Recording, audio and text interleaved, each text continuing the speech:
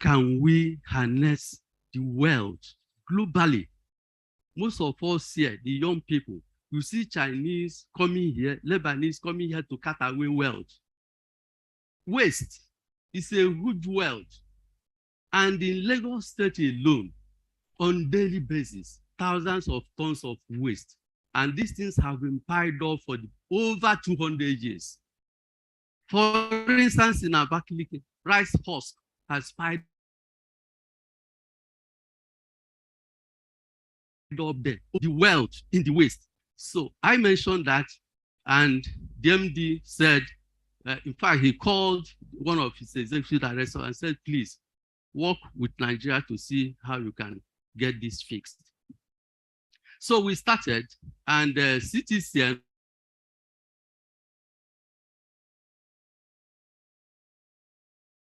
of director from Denmark to Vienna, but he said, so you are trailing me everywhere. I said, yes, I have your itinerary. I know where you are and where you'll be at a particular time. And he said he was prepared to help. I has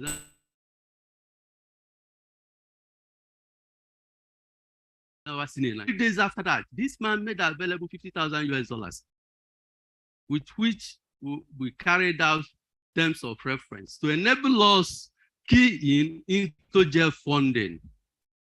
Okay? And in 2018, the same 2018, he sent a consultant on scoping mission. The consultant went back. They now work with Federal Ministry of Environment, Department of Climate Change, and we're able to submit what now helped us to get some thousands of dollars to start technology needs assessment for Nigeria. Else it would have been impossible, because all my life I've been speaking to politicians, I've been speaking to technocrats, I've been speaking to even professors, and it will surprise you. A professor will tell you about technology science. This is all this computer that is spoiling everywhere, you people can't maintain it. A professor, university professor. Honestly, this happened in on the floor of National Assembly. And I said, I'm going to take up this fight. Okay? So we did all the preaching. But to the glory of God, the National Assembly have now realized the importance of technology, and they have appropriated funds for technology needs assessment. And we have started with Unido. Unido is implementing partner for the JEF fund that we are Gcip this time that we're able to get. And Unido also working with Yomi. That's why I said it's a patriotic Nigeria. He has never given up. And he will always call me, even when I'm losing hope. He said, I said, Dr. Peter, please, please, please, keep the effort up. And we worked tirelessly from JEF cycle 5. We missed JEF cycle 5. We missed 6. So when we got to 7, I think that was when this thing clicked. So, my friend, you have committed yourself to the world, to Nigerians everywhere. And I whispered to him, you are going to get 1 billion proposals on science and tech. And young people all over this country, wherever you are, please be ready to bombard him so that he can get leaner like myself, can get slimmer like myself. To bombard him with millions of proposals, okay? Because it's for young people. So by the time I pass this legacy of technology needs assessment, why are we doing it? It's for us to have a bankable proposals that you can use to access climate finance, which is eluding developing countries. Okay? So by the time we have a national technology action plan in the agriculture space, in the energy, in the industry, in solid minerals, in water resources, in the waste sector, and remind you, federal government has pledged to cut down global warming by 47%, quite an ambitious thing in 7 sectors. And these 7 sectors are the life wire of our economy. Meaning that if you want to increase the electricity supply, which is dear to everybody's heart, you must not use fossil fuel. What a hindrance. You must not use coal. What a hindrance. You must use greener sources. And what is it, these greener sources we're talking about? R&D outputs in the space of the greener sector are very expensive because they have not come to that level of commercialization that the prices are now dropping. So only developed countries can afford to do all of this. We cannot afford to do all of this. But guess what? There is opportunity for all of us. It is better for you to eat light in the morning and eat heavy in the afternoon to survive the day than you eat heavy in the morning and you sleep all through. And you miss the opportunity that that day will bring, okay? So it's better for us. Let us do less of consumption, okay? That's what he's telling us.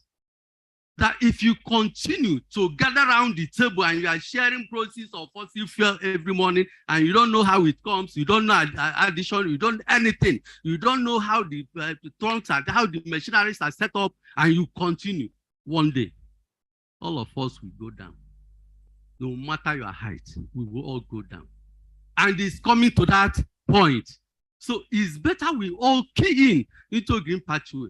And that is where I commend young man like that person. You don't need to tell me what you have gone through. Because if I tell you what I've gone through in the public sector space, where people are sharing money, because that is the opinion of Nigerians, our public sector are sharing money, that we are not adding value. That is whether you like it or not, that is the opinion. So I can imagine what you have gone through. You must have become a beggar, you must have become all kinds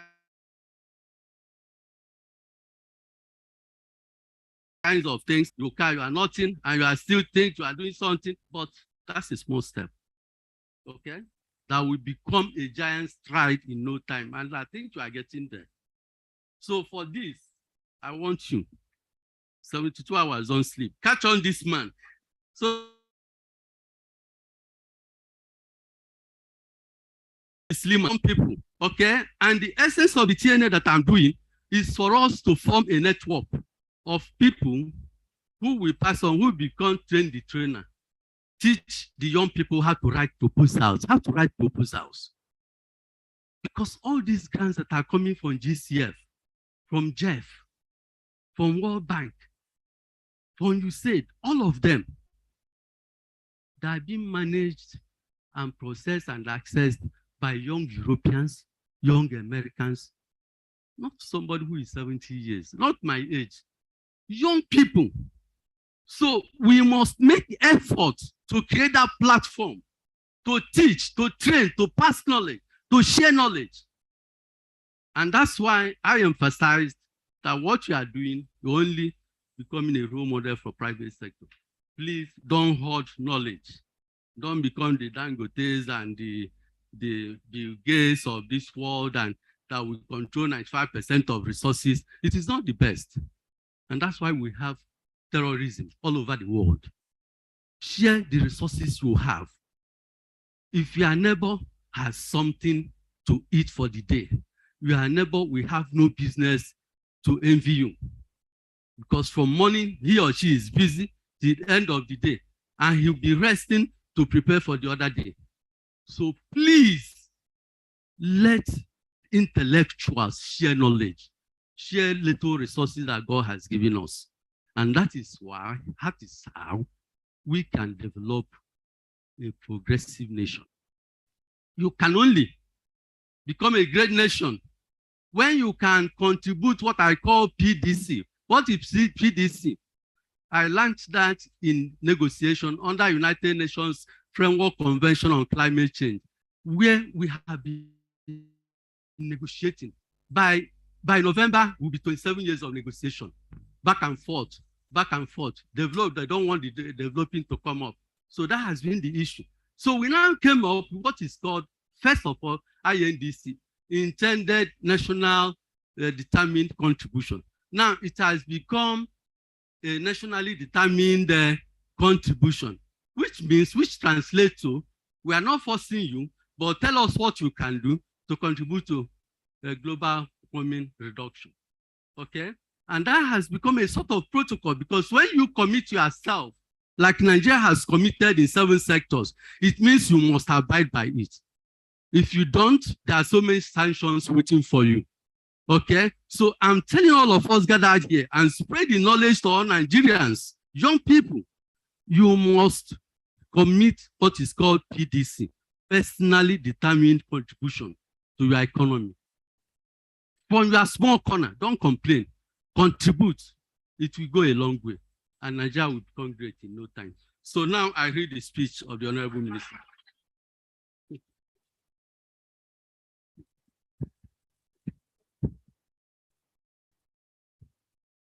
Yes.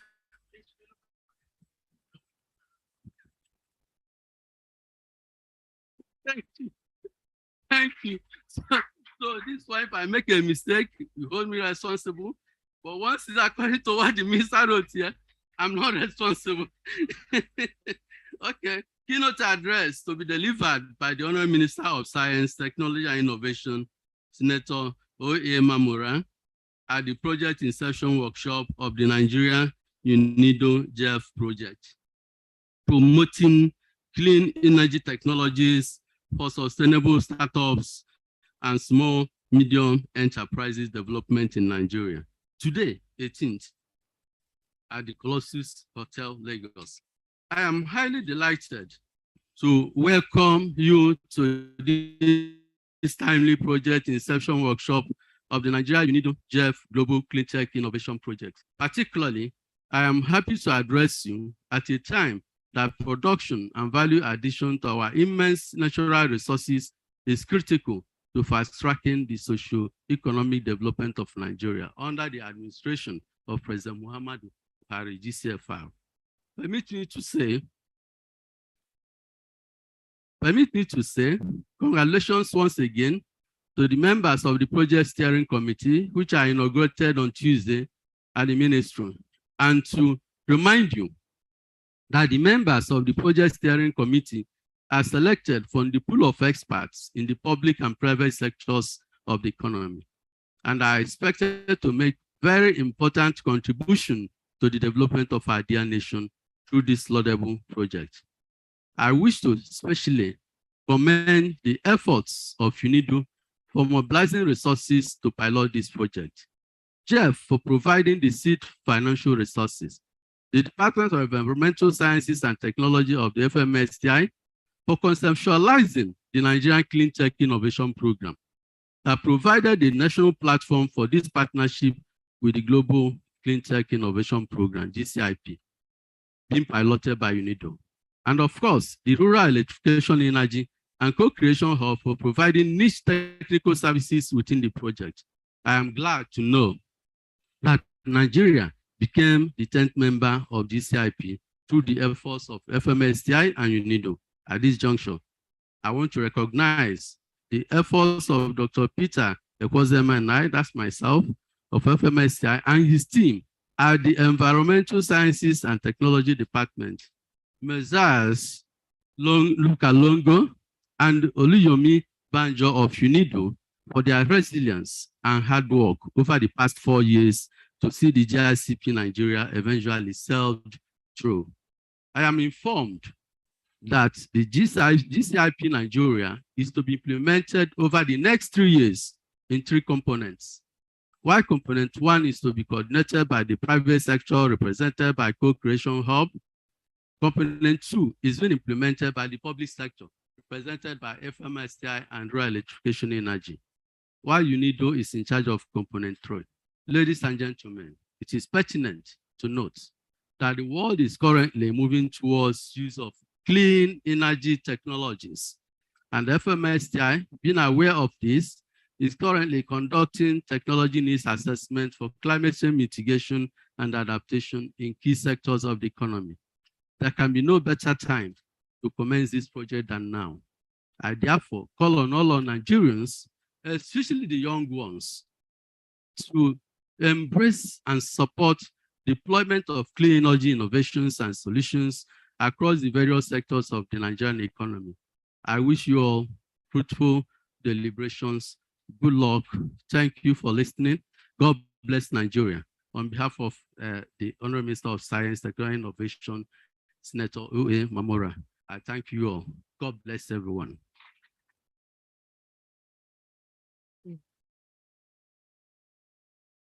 Please, this is my own request. Let's give him another round of applause.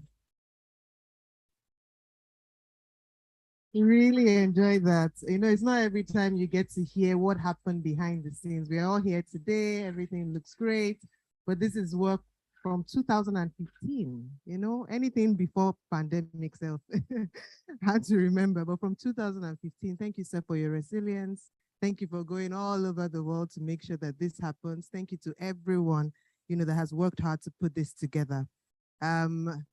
So we're in Lagos, as we all know, and Lagos State being the host state of this event. We humbly request the permission of Dr. Ekozo, the representative of the Honorable Minister, to invite a representative of the states. We have with us here Mr. Tubosun Alake to give his good mail message on behalf of the states, Special Advisor to the Governor of Lagos State on Innovation and Technology. Did I ruin the surname? Please give him a round of applause. Thank you.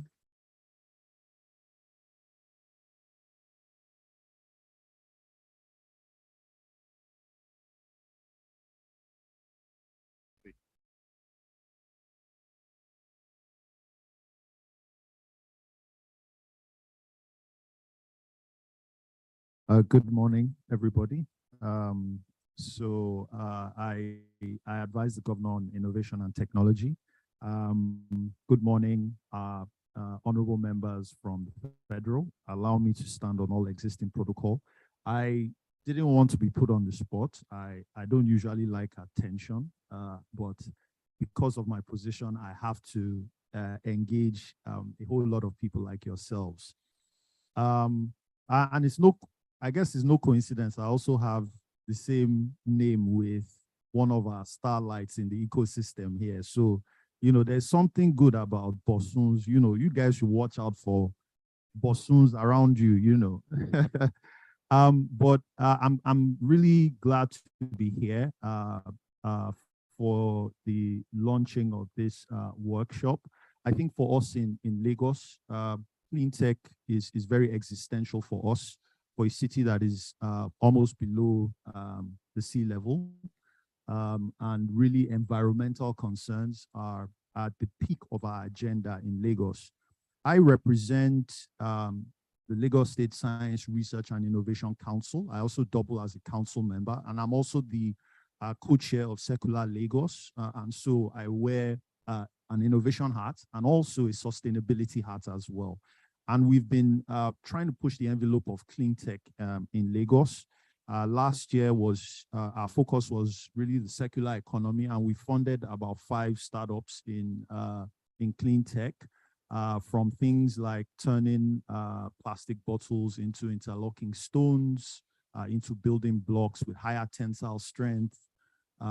We also do waste management startups as well. In fact, what we've discovered was that, you know, it's not enough just to fund companies, but it's to provide them the ecosystem links to be able to contribute directly to the clean ecosystem. And so that's why some of our beneficiaries are also working with the Lagos State Waste Management Authority.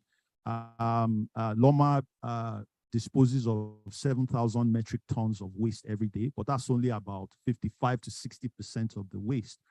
Most other goes to recycling and the formal waste disposal economy. And so really driving resources to help reduce and of course, turn waste to wealth is also critically important. Of course, we're at the beginning stages of our waste to energy plant as well. We also have a sustainable energy framework where we are looking at clean areas to clean sources of energy to generate power. And so it's just a small compendium of the activities that we are pursuing in Lagos. So we are huge supporters of driving clean tech. If it's going to happen anywhere, it's going to be in Lagos, being that Lagos is a huge generator of energy and huge generator of waste as well. So we are very glad to support this project. We also want to invite you to partner with us in our activities. We have a continuous focus on the circular economy in Lagos. We have a continuing focus on sustainable energy sources, trying to make sure that they are generated at a very cost-effective price. This really actually drives our R&D initiatives as well. Oh yes, we also fund R&D initiatives across the universities in clean tech, in clean energy, and other areas along the sustainability value chain. So not to bore you with some of these things, but just to show you the compendium of activities we've been pursuing on that clean tech and sustainable development. And we are very happy to support this program. Yesterday, we were with the UNDP. They launched a fund called Timbuktu that would be able to support startups with doing innovative things across different sectors. Of course, circular and clean tech was also a big focus of that. And we're happy to partner with those funds and others, Unido as well, to drive clean tech in Nigeria. So thank you very much. And yeah, I guess that's it. Thank you. Thank you very much. Thank you. All right. So we're moving swiftly through the agenda. We've been hearing about the Global Clean Tech Innovation Program, and some people have asked me, I would like to learn more about, the length and breadth of this program, all the details. And I have, an amazing person who would walk us through that. You can see the Unido people on the left. We've been working with them over the past couple of months. So when Dr. Peter said they're resilient, consistent, and might I add patient as well, we've seen that firsthand as well. So I'd like to call on Mr. Luca Longo, Project Manager, Directorate of Environment and Energy, United Nations Industrial Development Organization, Unido, to give us a presentation on Gcip Global and Nigeria. Please continue. Give him a round of applause. Thank you.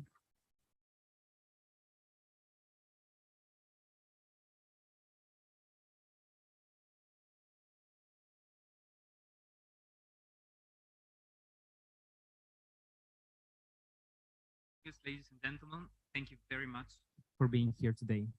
Permit me to stand on the existing protocol. I particularly would like to thank the partners for the project. So the Federal Ministry of Science and Technology and Innovation, the Rural Electrification Agency, the Global Environment Facility, and CC Hub for the work that we've been doing together for the past years.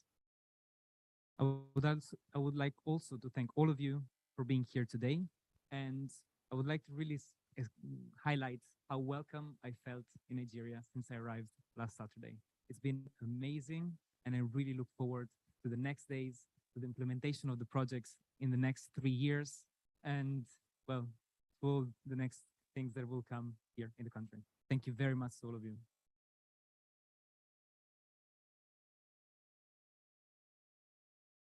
So today, as Damilola mentioned, we're here to tell you a bit more about the project, so that you can, if you have questions, if you have doubts, please do not hesitate to reach out to us later. I prepared a presentation, so perfect. I hope you can all see. And before jumping in the presentation, I would really want to highlight some of the words that have been said before by the distinguished speakers. And some of the words, or the key words, are collaboration, multilateralism, innovation, national action on small and medium enterprises, youth, and clean energy. These are really at the heart of the Global Clean Tech Innovation Program. So let me walk through the agenda. Okay. Well, the agenda, could you please go to the previous slide? Thanks. Previous. what's going on? Well, let me start then with, okay, perfect, fantastic, thank you. So we'll briefly walk through what Unido is. Then we'll move on to the Global Cleantech Innovation Program, so the global program. In fact, Nigeria is part of this global program that will connect over 10 countries. And then we'll go into the design of the project. Next slide, please. And well, first, let me start with Unido. Next slide, please. So Unido is a specialized agency of the United Nations that supports inclusive and sustainable industrial development. And we work to reduce poverty, to create inclusive globalization. And within that also, we clearly work on energy as a key driver for industrialization. Next slide, please. In particular, we work at the Department of Energy, where we represent, which we are representing today. And within the Department of Energy, we really believe in the power of small and medium enterprises to deliver clean technology innovation, sustainable energy, and green energy for all. And it is with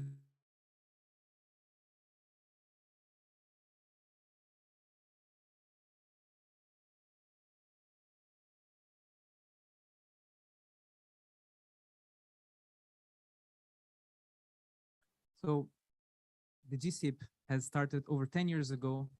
We're now at the second edition, which is built on the successes of the first edition to have to deliver an improved design. So let me now walk you through a bit more the design. Please, next slide. Well, in a nutshell, what we do is empowering cleantech innovators for a greener future. Next slide, please. So this is in a nutshell on, I hope you can see on the right-hand side what we do. So we select bright entrepreneurs and with innovative ideas around clean tech. We support them through capacity building. We support them in, and we facilitate access to finance. And as a result, we deliver growth for small and medium enterprises in the country. Next slide. Exactly. What is clean technology? So we mentioned clean tech many times, but what is clean technology? Well, clean technology refers to a broad range of solutions. It can be technologies, so hardware, but also software, business models, services, processes that have a positive impact on climate change. Next slide, please. In particular, in the project, the clean tech or the clean technologies that we are aiming to support are ICT technologies, green buildings, transportation, technologies that support agriculture, water, and waste, energy generation, energy distribution, energy efficiency, and chemicals and advanced materials. Entrepreneurship and SMEs. We've mentioned the distinguished speaker mentioned a lot the role of entrepreneurs. I liked, Dr. Roberto, the words that you said, the backbone of the economy. Really, SMEs are the backbone of the economy. And we really believe in SMEs as they deliver employment and job creation. They are key drivers of innovation and economic diversification. They're close to the need, they're close to the people, so they can react quickly, adapt, and deliver solutions that help the people. Then finally, drivers of economic development. Again, a backbone of the economy. So a thriving SME sector is really a symptom of a thriving economy. Next slide, please. So yes, clean tech and entrepreneurship. Together, they offer job creation, economic diversification, value creation, all rooted in sustainable development. However, very often, enterprises face some issues. They are not able to fully deliver all of the opportunities that they hold. And why is that? They encounter the valley of death, or what we call the valley of death. And the valley of death, I'm not sure if you can see at the bottom, but it's really made of 4 key elements. There's insufficient policies and regulation. Policies are there, but they're not just tweaked enough to help deliver the full, unleash the full potential of entrepreneurs. There's a insufficient support, technical support on small and medium enterprises. An overall ecosystem that is not ready enough to push enterprises to deliver And then the key hurdle that SMEs face is really access to financing. It was mentioned before, it is difficult to access financing. And Gcip bridges and creates a bridge, next slide please, across and helps clean tech innovations access the market and deliver the unleash the full potential. Next slide, please. And how do we do it? We do it not only, as I mentioned before, at the national level and operating in silos, but we created a program across 10, well, here it's 15 countries to be, and we link the innovation ecosystems of all of these countries so that key lesson learned in one country can be replicated in other countries. Innovative ideas in one country can find a market in another. Really, the idea is, as it was mentioned before, collaboration, cooperation, creating connectivity across the globe. And we have 10 countries already approved in green that were mentioned before. And one was just approved as a standalone project. In fact, the Global Cleantech Innovation Program framework holds together 10 countries. And then 5 more have expressed interest to join the Gcip network as standalone projects. One in Senegal has recently been approved. Only yesterday, we received confirmation from the Global Environment Facility that has been approved. And 4 others are in the pipeline development, so are under development, and will join once approved. Okay, we talked a bit about the background. Now let's go on to the design of what we are planning to do. So the Global Cleantech Innovation Program really has 3 pillars. Pillar 1, which tackles the issue of technical support. So we provide technical support to small and medium enterprises. We support them through one-to-one coaching. We bring in best international practices and global key players in the market to support and build a strong technical capabilities in the entrepreneurs, and then we connect them to finance. Pillar 2 works with the cleantech innovation ecosystem. It was mentioned before how important the ecosystem is. You can have the best idea, the best solution, but if the ecosystem doesn't allow you to thrive, then it will be very, very hard. So we really work with the ecosystem, with policymakers to help and to support and create an enabling ecosystem. And then finally, pillar 3 looks at coherence around the project. So ensuring that there's a coherent approach across all the different countries. Next slide, please. And next slide, please. Well, it is not very easy to see now, but I wanted to walk you through the road, the acceleration road that small and medium enterprises will have to go through within the project. And we start with identifying through a selection process the best entrepreneurs. Some of them which may have not been able to complete it full, the application, are invited to a pre-accelerator. The pre-accelerator is delivered to support these enterprises in having perfect applications so that they can really be evaluated to enter in the accelerator. And this actually has been conducted successfully about 2 to 3 weeks ago. We brought together entrepreneurs from Nigeria and entrepreneurs from South Africa, and a engine, so a global partner that partners with the project to deliver training on these entrepreneurs. And it was really, really, really exciting to see entrepreneurs from South Africa and Nigeria with thriving ideas, with super good ideas, coming together, talking, networking. It was really, really exciting. So after this pre-accelerator, the companies are selected, and we're currently undergoing the selection process of the companies. And then the real journey starts.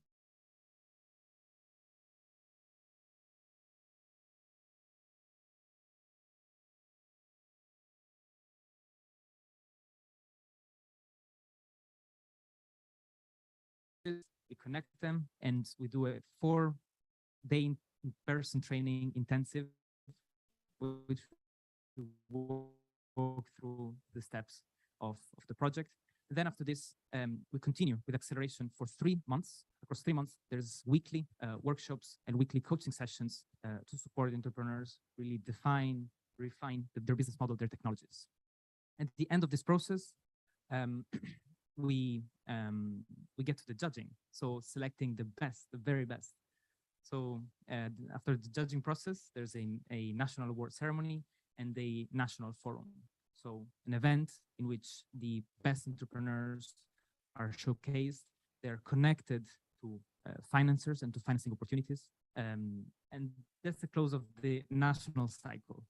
And then there's a connection to the global, as I mentioned before, and to all the other countries. So representatives from the global, from the Global Clean Tech Innovation Program Nigeria tend to represent Nigeria to the global forum, where all the countries that we've seen before come together and share their experiences. Next slide, please. Now, pillar 2 in more detail. Pillar 2 really supports the linkage between ecosystem. We identify the best practice, the best things that have happened in all of the countries, the best ideas, the best policies. We help them share these ideas in order to create and strengthen the clean tech ecosystem. And for doing this, we partner with CTG, so the Clean Tech Group, a US-based and experienced company that supports clean tech innovation ecosystems. Next slide, please. Pillar 3, as I mentioned before, is to ensure that all the country projects, all the 10+ country projects, go hand in hand, to not operate in silos, so that experiences can be shared and collaboration, connectivity can be ensured. Next slide, please. And then one fourth element, which is not a pillar, but it's cross-cutting across all the pillars. Gender mainstreaming is really crucial and at the heart of the project. The previous Gcip achieved a 20% rate of women-led enterprises accelerated. And now for this Gcip 2, we would like to step up. And the objective is achieving 40% women-led enterprises. And how do we do this? We have a clear gender-responsive action plans that have been developed and that will be followed, and that will ensure that all the activities mainstream gender. Next slide, please. Impact. So we walk through the design. Let's now go into the impact. And the impact can be summarized by 4 sustainable development goals. And these are climate action. So we help deliver greenhouse gas emissions reduction. Clean tech is intrinsically, well, it is in the word clean, so supporting greenhouse gas emissions reduction. Second, industrial development and economic development. Thriving SME sector is at the backbone of the economy, so thriving SMEs mean thriving economy. Also, job creation. SMEs are linked to the territory, rooted to the territory, and they employ local people. So job creation is also one of the impacts that we expect from the project. Then finally, improved energy access. And this is something specific and particular to Nigeria. In fact, we have partnered with the Rural Electrification Agency, next slide please, to really deliver on improved energy access. It's a key player in Nigeria to support us in this goal. Next slide, please. And the way we do it, or one of the interesting activities that I would like to mention, is a financial mechanism funded by the Global Environment Facility will be established and will support small and medium enterprises and innovators whose solution support improved energy access in the country. The grant-based mechanism operated and designed in collaboration with the Rural Electrification Agency. How do we get there? So we've seen the impacts, we've seen the design. How to we get there? 2 key elements. First, a proven design with a strong track record. At the bottom, I'm not sure if you are able to see, there's some of the faces of the successful entrepreneurs that were accelerated in the past cycles. And then I want to highlight one very recent graduate from our program, which is Inseko. a South African company that has successfully managed to raise 5.3 million just in April in investments. So really a great success of one of the Gcip accelerated enterprises. Next slide. So yes, how do we get there? First, a proven design. Then second, a team, a collaborative team to deliver on the activities, and obviously a solid governance with the PSC. So the team will be made of the Federal Ministry of Science and Technology Innovation, which will be responsible for fostering the clean tech innovation ecosystem, the Rural Electrification Agency, which will support the deployment and the disbursement of grants to high growth potential enterprises that deliver on clean energy. And then finally, the co-creation hub, which will lead on the acceleration services, leveraging on their strong track record in the field. Next slide, please. And then a few words on the project steering committee, which was inaugurated on Tuesday.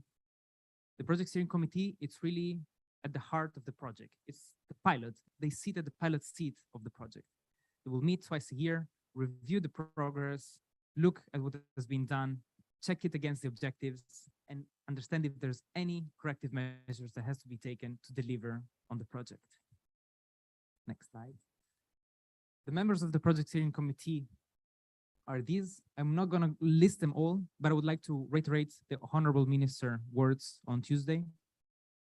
These stakeholders were really selected from the Nigeria ecosystem to support the project and selected as the best stakeholders to deliver on all aspects related to the clean tech ecosystem. The PSC will be chaired by the Federal Minister of Science and Technology, and the co-creation hub will act as the secretariat to it. Next slide, please.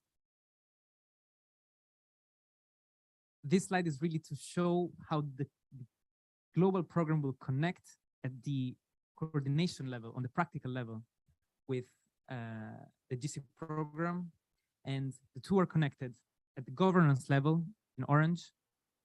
So the project steering committee at the Nigerian level has a respective project steering committee at the global level. The implementation will be led by Unido, so the same team will be able to support and ensure synergies between the projects. And then finally, at the execution level, the global level, we have, and that were mentioned before, CTG, Engine, PFAN, the project, the private financing advisory network, really key players globally in the clean tech and entrepreneurship ecosystem. Then at the national level, our trusted partners, Federal Ministry of Science, Technology, Innovation, the Rural Electrification Agency, and CC Hub, that will deliver the activities, the day-to-day activities, which will be supported by Engine and CTG on certain specific aspects. So we're really bringing international best practices in the project. And where we're at, yes. So now I'm going to conclude. So where are we at? Well, until now, Gcip has largely been in the preparatory phase. We've worked for, as Dr. Teotso mentioned, a long time to prepare the project. We're finally now in the implementation phase. But yes, we've taken the first steps on the acceleration process. And here's just again to see, we've run the pre-accelerator. We are selecting the enterprises. And well, the road is still long. There's going to still be a lot of work ahead. Next slide. Next milestones. So two key events that I would like to highlight. First, at the global level, the program will be launched at COP27 in Egypt later this year. So that's going to be when the program will be officially starting, the overall program. And then second, the National Academy. So the National Academy will be, as I mentioned, the next step in the acceleration process. It will be held in Lagos at the end of August, from 29th of August to 1st of September. And there it will be when the selected entrepreneurs and the mentors will join forces, will meet to establish a partnership and support the entrepreneurs in the coming journey. So with this, would like to thank you very, very much for your attention and wish you a nice rest of the day.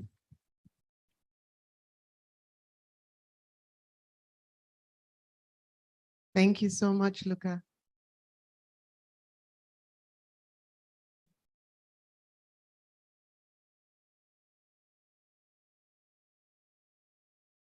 Thank you. So I hope that everyone is now fully aware about what Gcip is about and Gcip in Nigeria. Like Luca said, we've received applications for the first cohorts. We're reviewing those applications and look forward to supporting the companies in the first cohort. And there will be 2 other cycles as well. So if you've missed this cycle, there's more to come. Don't worry, we have all our funders and representatives in the room. Okay, so we're moving on to tea break. We'll have a 30 minutes coffee break. You'd find the snacks and tea just right outside. You can take it there, you can take it in here. We'd also have pictures and media interviews as well. So I'd like us all to go for that and return in about 20 minutes, if that's all right. Thank you so much.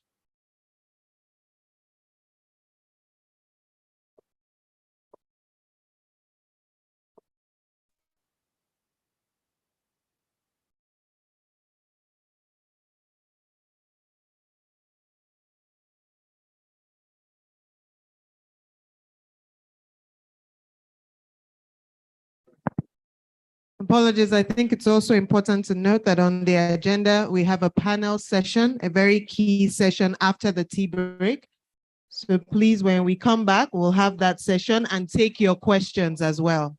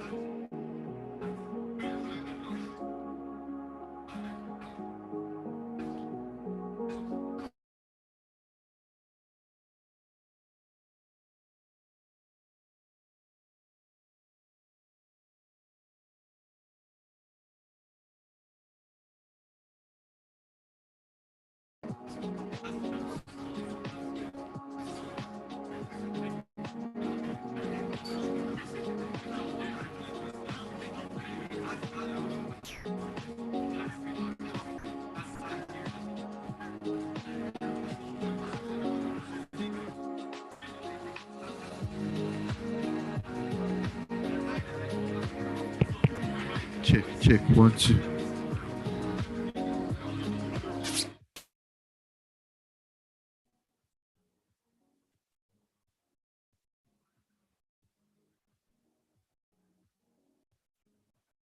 Check, check, check, check, check, check.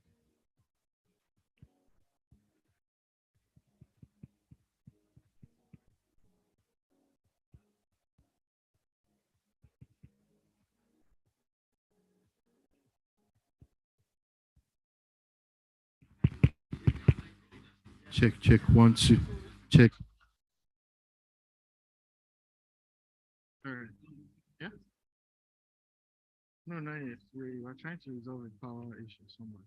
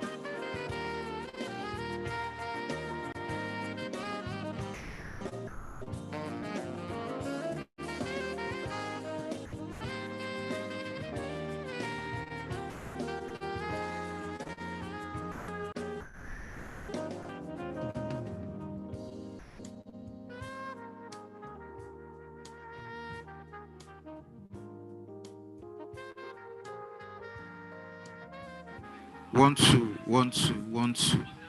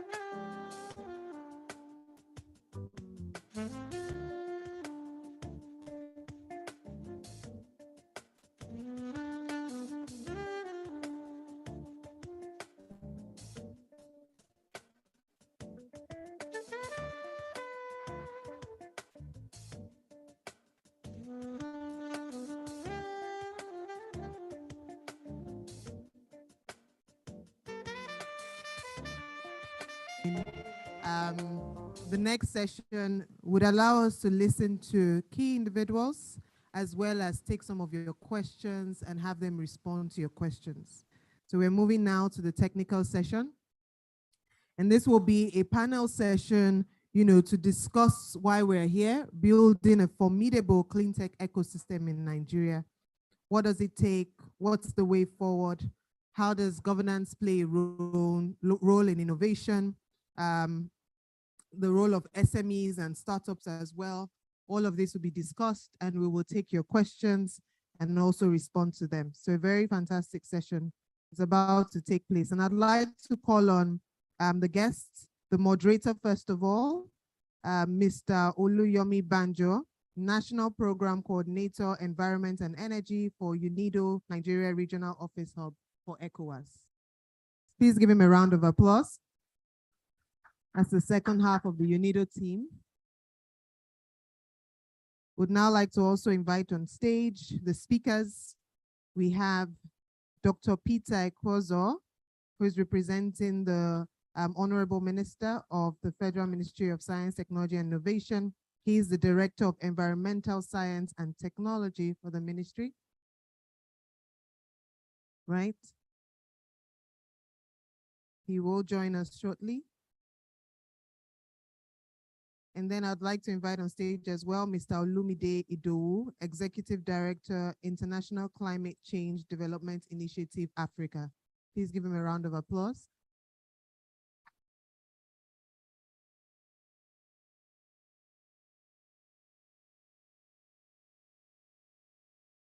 All right.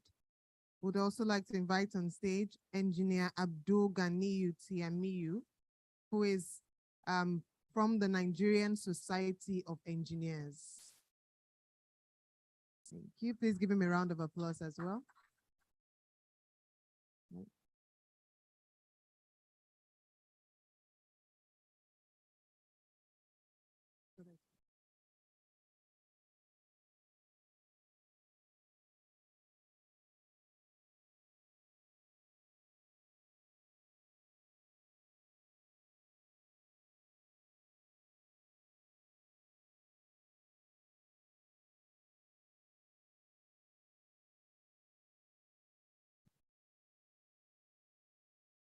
We'll start shortly as Dr. Ekwozo will join us.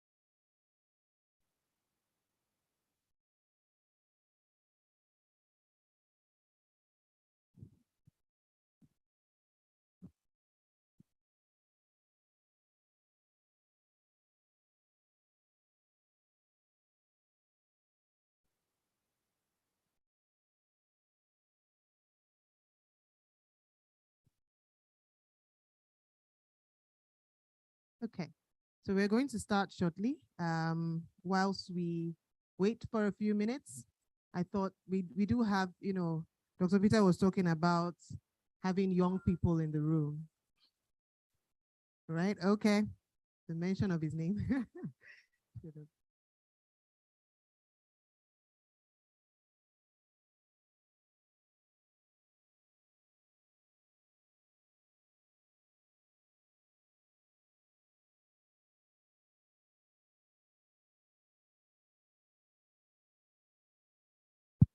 Thank you very much, and good afternoon, everyone. Good afternoon, everyone.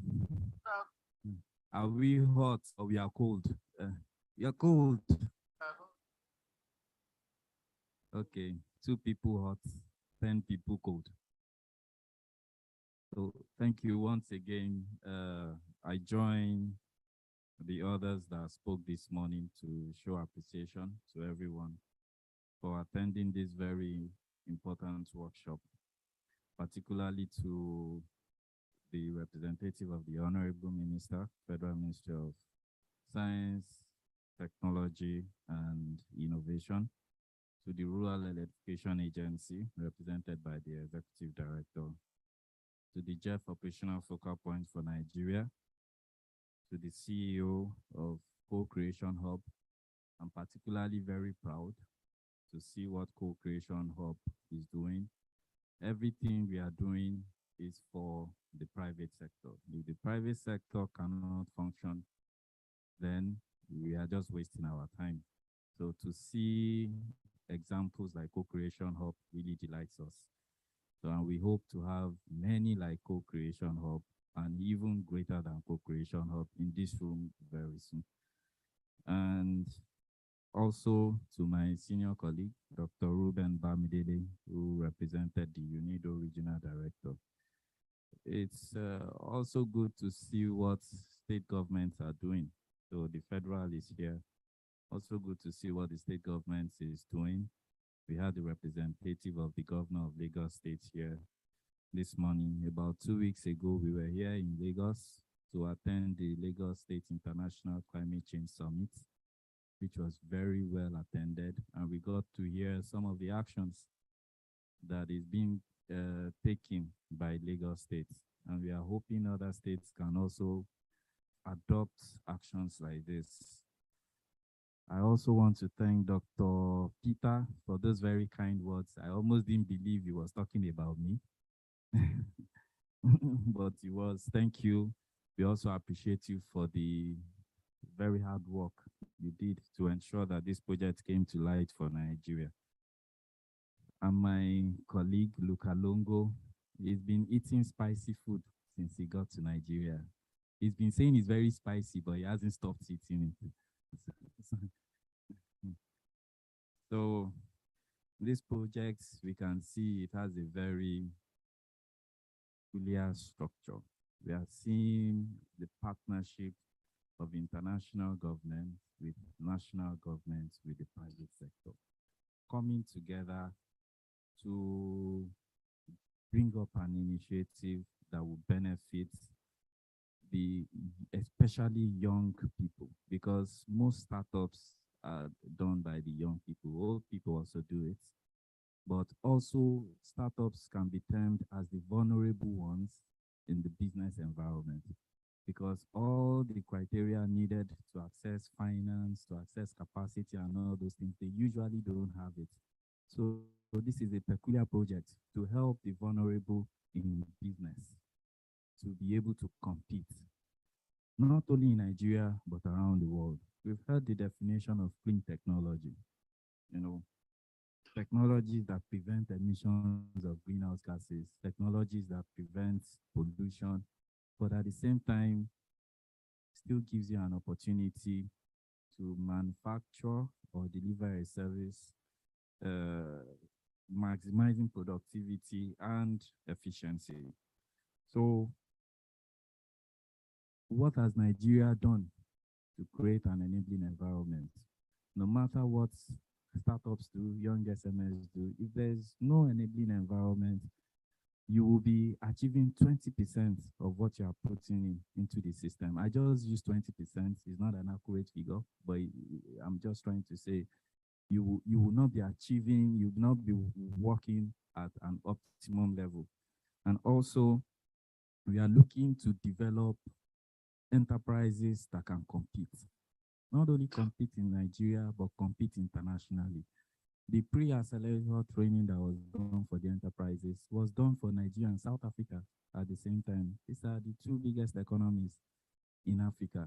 So we want to see businesses that start today, and in another 5 years' time, you are hearing that they are able to export and meet standards of their products going to other countries across the sub-region, the region, and the globe. So just for us at Unido, this is not the only thing we are doing to support businesses for clean technologies, optimization, cleaner production. We also have some other projects. For example, we are implementing a project on resource efficiency and cleaner production and industrial energy efficiency. One of the executing agencies is here, the Energy Commission of Nigeria, represented by the director, Engineer Penyong. And also, we've been doing a lot in the area of circular economy. So hopefully, towards the end of next month, we will launch another project on circular economy, on plastics waste. So how can we connect Nigerian youths, Nigerian enterprises to markets, to finance, and to the world? So these are some of the discussions we will have today. So you please permit me to sit down with the others so I'm not tired while they are still fresh. Okay, so I start with Dr. Peter. Dr. Peter, you are with the Ministry for Science, Technology, and Innovation. We are here today talking about clean technology, so a big part of it is innovation. What has your ministry done? I wanted to say, what is your ministry doing?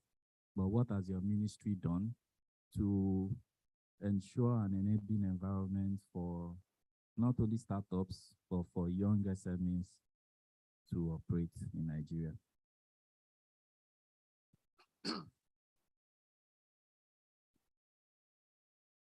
Once again, ladies and gentlemen, you are welcome. We have established the protocols in the morning, so now it's for field work. So I have to get straight to action. The Federal Ministry of Science, Technology, and Innovation, by way of our vision, is to deploy appropriate technological tools, okay, to develop key economic sectors of the Nigerian economy, layman's language. And what are these key economic sectors? We are focusing on agriculture, energy, industry, water sector, waste sector, transportation,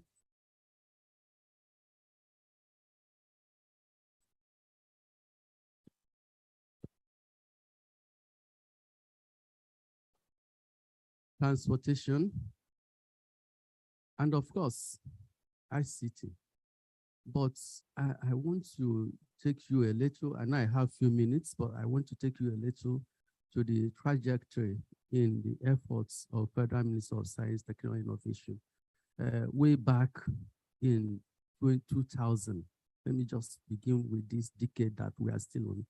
Way back in 2000, the former president of Olusegun Obasanjo gave the ministry a tall order that we must develop systems, we must develop frameworks, we must develop policies and programs that will domesticate capacities in Nigeria, human capacities, develop material capacities, develop resource efficiency in Nigeria in all the key sectors. As a result of that, the ministry retooled and reviewed our policy, the STI policy that was actually formulated in 1986.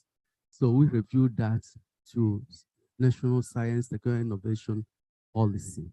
And what we did do, we tried to break down that big policy document into sectoral policy. So we started with sectoral policy strategy, meaning that we are going to be focusing policies on each sector. And we started that time with ICT. So we developed the ICT policy. What you are hearing today as NIDA is a baby of the Federal Ministry of Science, Technology, and Innovation. We created NIDA, okay? Then we came up with ICT policy for Nigeria. And we also tried to recreate Silicon Valley in the United States. So we initiated a platform that could enable consumption companies to contribute a little of their money. And that's why you are having the fund they needed today to domesticate, to use young people, develop softwares, develop hardwares, and domesticate these things to be totally Nigerian. The efforts and the outputs have not been as expected anywhere, but that's one thing my ministry has done. We also came up with strategies in advanced materials. How do we add value to the numerous and abundant natural materials in Nigeria? So we retooled what is called today Naseni to put up engineering system that will actually manufacture those big machineries that will now domesticate implements that will be used in the various sectors, okay? We also came up with a policy, which this one was just the latest effort. We now looked at what happened with our oil sector. The ministry took a trip to Japan and we did just a research on why is our Jokuta not working? Why is our refineries not working? Why are they not generating the required capacity, the required outputs that are needed for Nigerian economy to develop? And we concluded that in all of this, we have not been able to add value using appropriate technologies, using appropriate innovative tools, using appropriate solutions. So we came up with a policy to intervene in oil and gas. That policy is called National Policy on Methanol Fuel Production Technology. The policy is aimed at actually beneficiating our oil, natural gas resources. You know, crude oil, we found crude oil in the 50s, and till date, till today, we are exporting crude oil. We're not adding value. And that's why our refineries are not working. So this time around, the ministry has taken it upon itself to come up with a policy that will actually beneficiate our natural resources. And in collaboration with 15 other ministries, federal government declared 2020 the decade of gas. So why that declaration? The green economy we are going to involves huge capital expenditure to even do research and come up with those tools and solutions that will enable us to land in that green economy space we are looking for.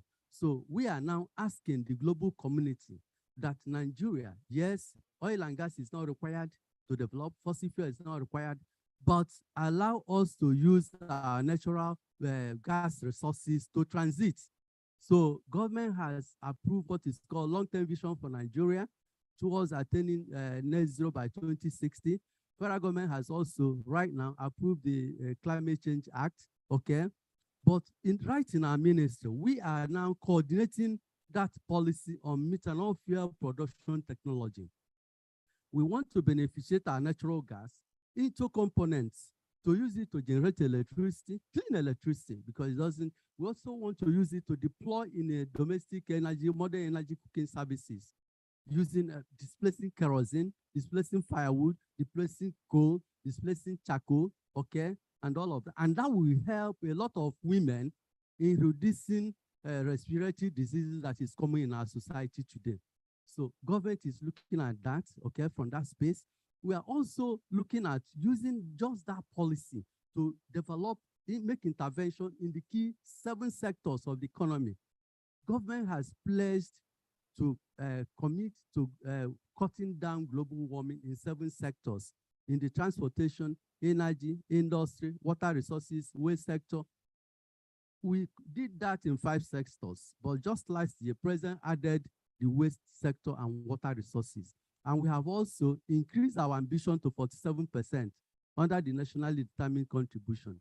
So we are going to use this new policy to now achieve all of that that has been promised by government in the 7 sectors. And doing that will now help us to also meet up our commitments under 2015 agreement. barrier agreement. Okay. So in terms of innovation, what is that innovation we are talking about? We are looking at right now in the ministry, looking at the R&D outputs in universities, in research institutes, and even in private research institutions to see how we can upscale this. That's where innovation comes in. So in the wisdom of the federal government, just last year, this year that it happened, they added innovation to the mandate of the ministry. That not only are you doing research, not only are you doing developing it, not only are you demonstrating, but you must bring innovation that will take it to the market. It's innovation that brings it to the customer. Okay. Now, in the ministry, we are also using what is called synergy, bringing collaboration. That's the intention of the retreat we are having today in Abuja, which I'm supposed to be one of. Once we achieve all of this, innovations exist in Nigeria. So many of them in the informal sector, you won't believe it. In the informal sector, so many innovations exist. So if we can use synergy, put up that platform, and that's why the Gcip is coming up. Put up that platform that will bring actors together, both formal and in the informal space, and then see how we can domesticate capacities and skills that will now access grants in the global system to add to the local wealth that we have. That will now expand space, that will now increase the value of human beings that we have, that will now put efficiency in the use of our natural raw materials, okay? So that's a lot that the government is doing. As we progress in this intervention, I will come up more with more explanations. Thank you very much. Thank you very much. Please, can we have one more mic? This one is not allowing me to say 1 minute or 2 minutes.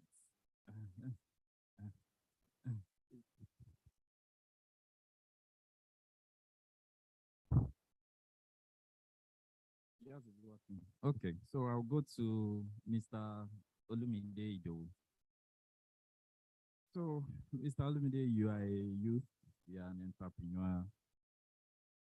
But sometimes I'm very jealous of you because you are in Nairobi at UNEP representing Nigerian youth, not only Nigerian youth, African youth. You are in New York, you are everywhere, really making the Nigerian youth proud.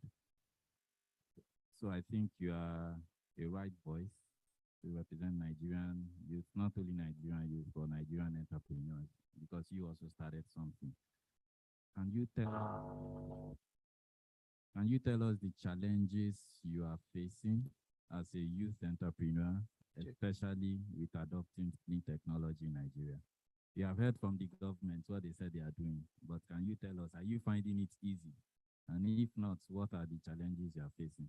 Sorry, before you start, I'd like to make this as interactive as possible. So I will, while he's talking, I think when he finishes, I'll take 1 or 2 suggestions, not questions, on what you think Federal Ministry of Science, Technology, and Innovation can do, apart from what Dr. Peter has mentioned, to help startups and young entrepreneurs and innovation in Nigeria. Please tell us the challenges. Yeah, Thank you. very much. I don't time. I just want to highlight some key from what Dr. So interesting that mentioned a lot of ambitions that Nigeria is looking at. Talk about 2060, talk about the net zero, even the energy transition, all those things that. But when it comes to entrepreneur, let me use it as a small scale. It's very, very important to understand that one of the biggest challenges we are facing is how with those policies you just talk about, how are they actually helping us to strive in the market? For instance, if you look at, there is a conversation going present on how organizations do their tax and stuff like that. How many young entrepreneurs actually understand how much? For me, that is doing business that I'm just making maybe 30,000 in a month, and you're asking me to pay tax of, it's so high on young entrepreneurs, and we are now talking about clean tech.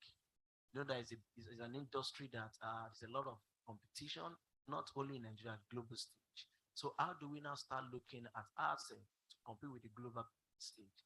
when we don't have the enabling environment to actually put our products out. Let me quickly also share there's a product in Lagos State.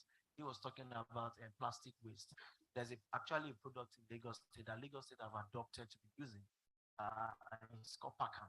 It's very, it looks somehow when those kind of products is not actually solving the problem of the people that are receiving end.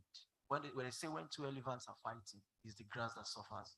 When I put up a clean tech advice or put up a clean tech project, how is it going to solve the local community's problem? I think that's one of the biggest things that we need to be looking at. And we are not talking about business, because what young people are doing now is to see how we can build on what we call investment opportunity in every sector. So for us to make the net zero by 2060, for us to actually make the Paris Agreement from 2050 now, there's a lot of things that we need to start looking at. So the challenges has come to a stage whereby, number one, young entrepreneurs need to actually have more capacity building. They need training to understand that this space we are going into, these are the things I need to do to make it work. Secondly, they keep saying that young people, when they come to them, is money, money they ask for. I will not lie to you. They will keep asking for money, because that's the only thing that can make them to actually, is a motivating factor. But it is when where the money is going to come from, when there's change in their mindset, they will understand that it is not money first, but by structure. So it's also very important we look at that. Let me also end by saying, anytime government come up with structures or come up with policy, this policy is always being set up by some set of people that they don't have input of the community or input of the young people entrepreneurs.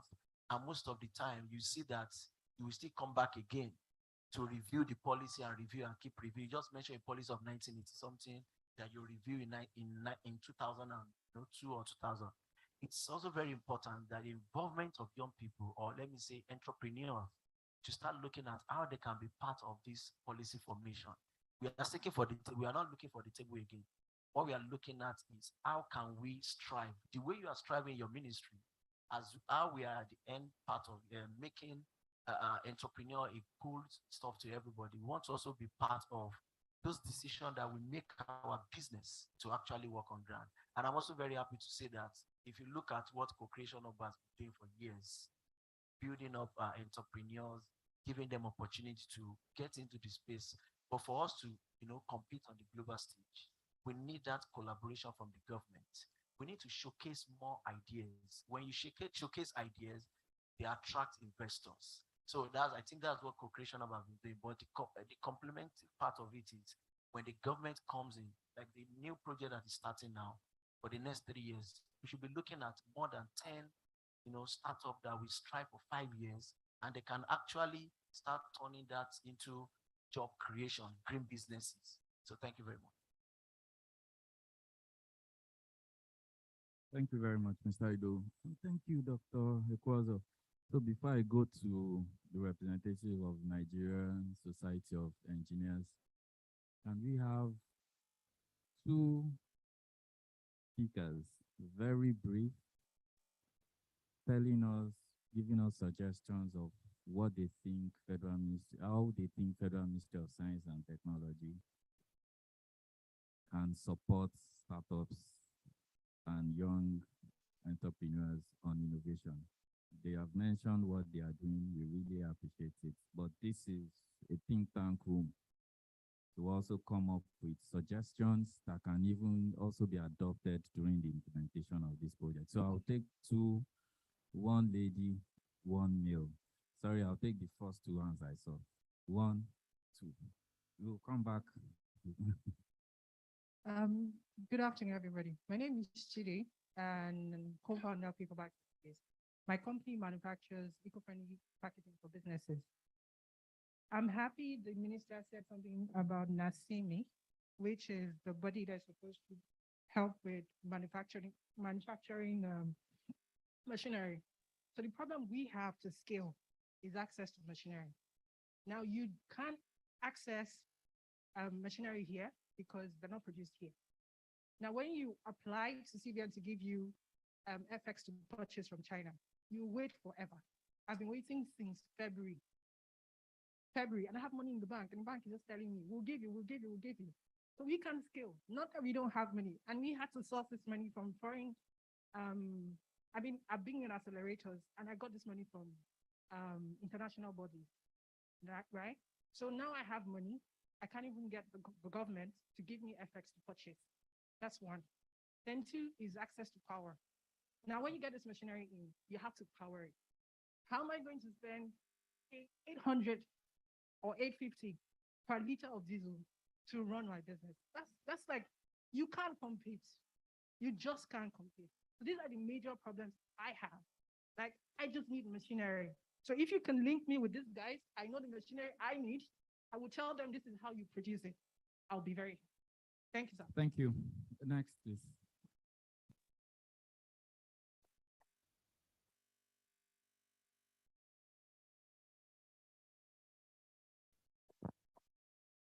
Thank you very much. Good afternoon, everybody. My name is Benga Wolabi. I also represent PDX Innovation Hub. And on the back of the comment that has been made, the ministry runs through the MBTI, I believe, the Technology Innovation Center, the Technology Innovation Centers, TIC. These centers are few scattered around Nigeria, but the centers have not also demonstrated what we call innovation. They have not facilitated the innovation ecosystem.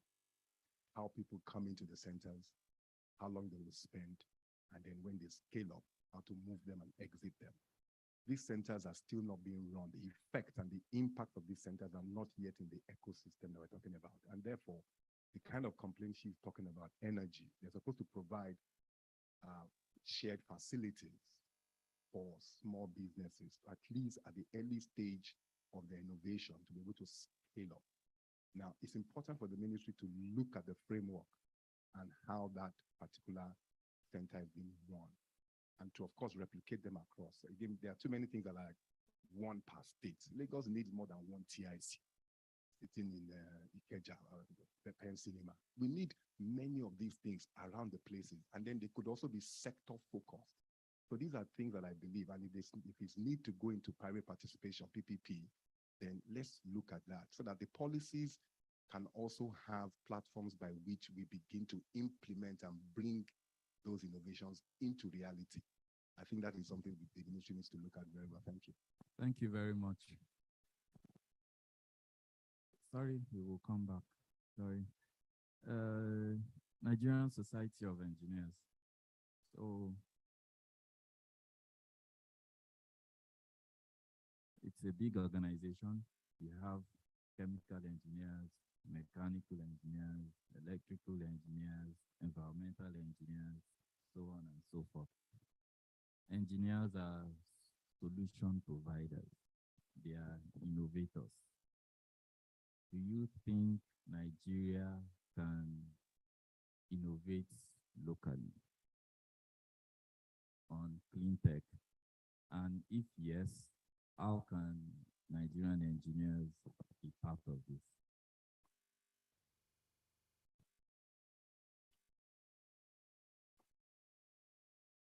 Okay. Thank you very much.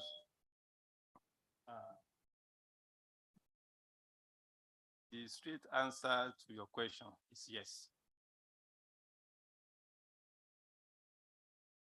Nigerians, we can do it. As you have said, engineers were trained in school to be problem solvers. You look at your environment, you study your environment, your society, see the loopholes, and think of solution to it. The first thing is the will of the heart. We can do it, and Nigerian engineers are ready to do it. Of course, this issue of innovation in technology and the rest, especially the green energy, is a subject that Nigerian engineers have passion with. For the past 2 decades, this issue has been discussed at several fora. Many papers have been delivered. And as we speak, many suggestions have been submitted, proposals submitted either to government or to private sectors. But the truth of the matter is that it's like we are working in a silo. The synergy that is required has not been there because of the enabling environment there from government or private sectors. But of recent, what Nigerian engineers are doing is that we are trying to collaborate, which is a way forward to what has been done. Because it's like theories, what we have been doing, submitting papers, proposals, and ideas. They are theories, but implementation is the key. That's where we can get the results. In the recent time, we'll be having partnership with government agencies like NASENI. We'll be having interaction with Firo in Lagos here. We'll be having interaction with some other government agencies and organizations. And in the private sector, because we realize that there is a huge gap between academia and the industry. We are trying to match the gap by trying to collaborate. We are like a middle partner now, trying to match the synergy, what the industry needs, what the academic can provide as a solution to it. For example, recently, Dangote and the Bell University, we had a collaboration within the two of them, like a tripartite something between NSC, Dangote, and Bell University. And we believe that the very shortest possible time, there will be possible results from it. Thank you very much.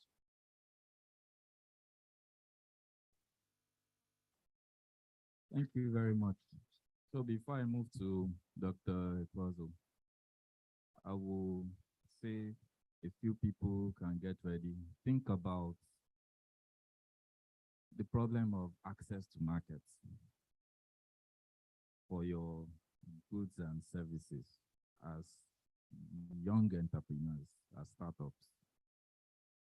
What are the possible solutions you think can be looked at?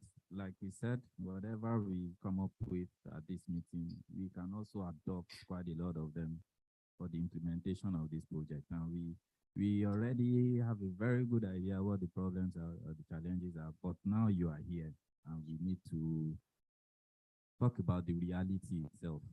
So I go to Dr. Peter. So Dr. Peter, we've heard some of the comments, but from the comments, I realized that the problems are actually not only associated to your ministry. They've mentioned issues about energy and the rest. Are you doing anything to synergize with other ministries, departments, and agencies of the government to find solutions to some of these problems, or even the private sector?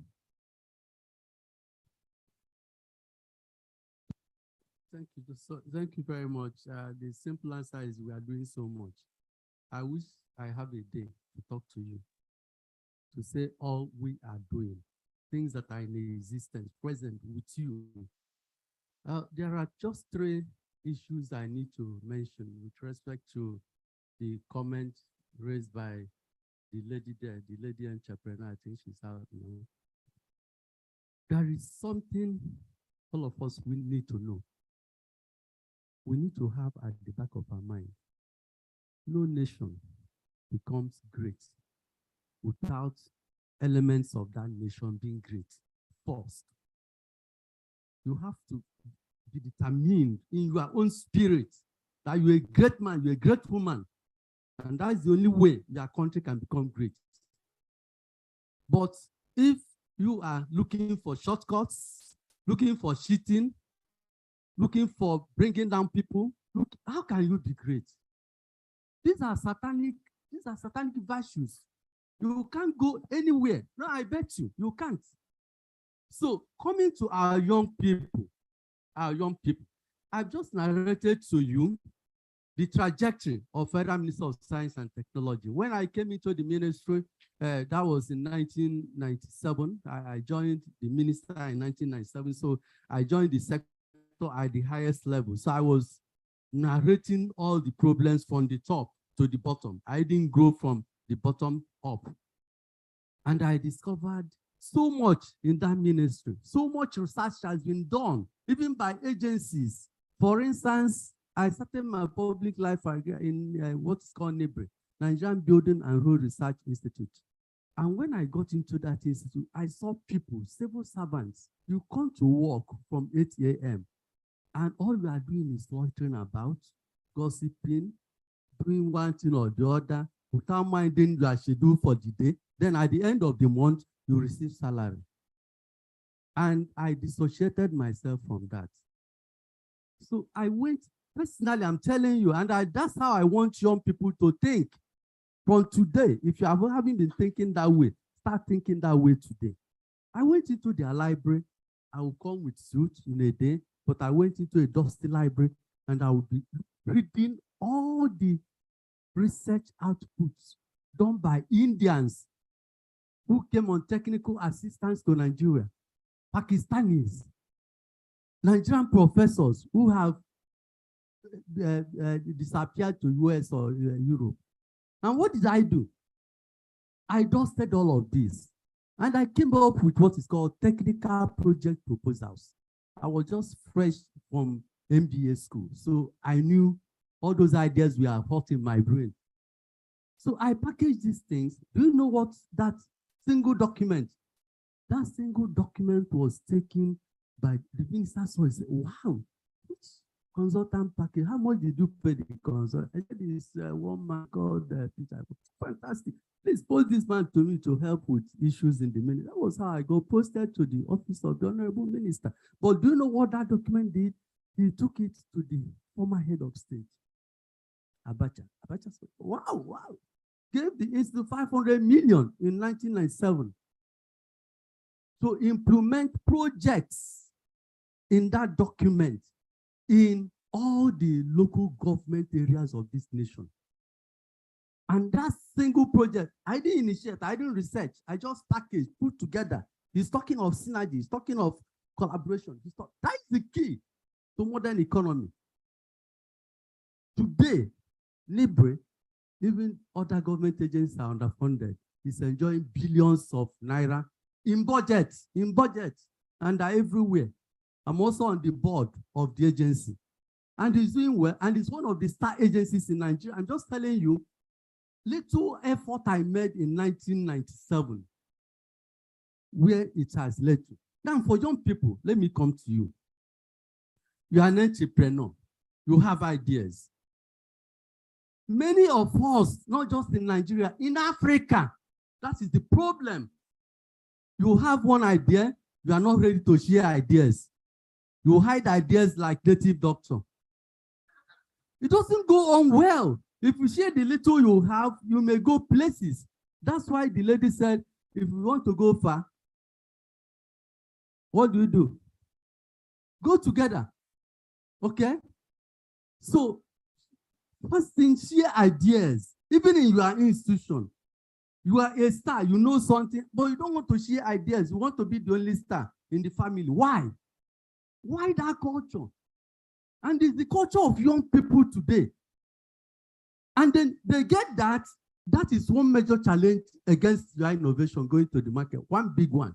Another one, they will tell you, I have bright ideas. I can generate ICT that will connect people from here to there. Many of them have come to me in the ministry, and I said, I'll take you to the minister. Guess what? I took one person in year 2001 to the minister. I called the whole agency, DGs, to come and look at this innovation. You know, this young man said he came from Japan, that he assisted Shibuchi, started all of this, he did wonderful something, showed some photographs, which he doesn't own. And when he was asked simple question, can I see your plan so that we can invest in your ideas? He was looking for contract. He's an agent. Can you see? Can you see the way it affected my own name? So young people, first thing, and the minister I worked with in 2000, Professor Tony Son, what he taught me, he said, Peter, money is not an issue. We are mentioning money. Money is not an issue. If you have an idea, articulate your idea into a concept. Okay? When you come with that concept, put it in writing. When you put it in writing, term it a plan document and do a budget. The fourth element of what you need as an entrepreneur is fund. And it's when those things are put well and it's a well-articulated plan, it becomes bankable. And even banks can assist you. And when you talk of finance, you now see that there's so much money outside, not within the formal system, that you can get free. No interest, nothing. You can get it free. And that's why this GICP that I'm coordinating, I'm betting you, is not one of those programs in Nigeria. It is different because I'm the national coordinator. We are going to build capacities of young people to put ideas, put plans, demonstrate that you have capacity, that you have capacity to manage, that you have capacity to keep books, that you have capacity to do documentation. And that's the only way you can build innovation ecosystem that is sustainable and that is beyond you. I know you want to tell me 1 minute. Yes. I know you want to tell me 1 minute. Now, the young lady, I want to tell you one thing the ministry did. Oftentimes they say, what is the Minister of Science and Tech doing? During the time of General Martin Luther Agwai as Chief of Army Staff, the defense industry, DICON, all of you know. DICON was a concept of the military brightest minds in Africa then. So they came up with that. At the same time, Nigeria received grants to establish DICON. The same time, Brazil received the same thing, the same concept, everything. Today, the equivalent of DICON in Brazil is producing weapons, is producing heavy machineries. What's the difference? And the ministry went to DICON to say, you cannot continue on that and achieve anything. Martin Agwai said, all the machineries they put, they can't get past, they go to manufacturing. He said, no. Come to Federal Ministry of Science and Technology. We are articulated engineers. I'm happy you are telling them we can. We can. States, I can, and we can. We are now assembled engineers who went to DICON, resuscitated the industry. The industry is working today. So young people, look inside, don't run to China. If you run to China to go and import, you will remain an importer until your company dies, and it will die. I'm assuring you it will die. It will cross that bridge. Okay? So let me stop here. I realize is Dr. Peter I usually want to say one minute, but it's usually with my microphone. Okay, so we take some ideas on problems on access to markets. That's one of the things we'll be looking at for startups and young entrepreneurs. I start with my chairman there.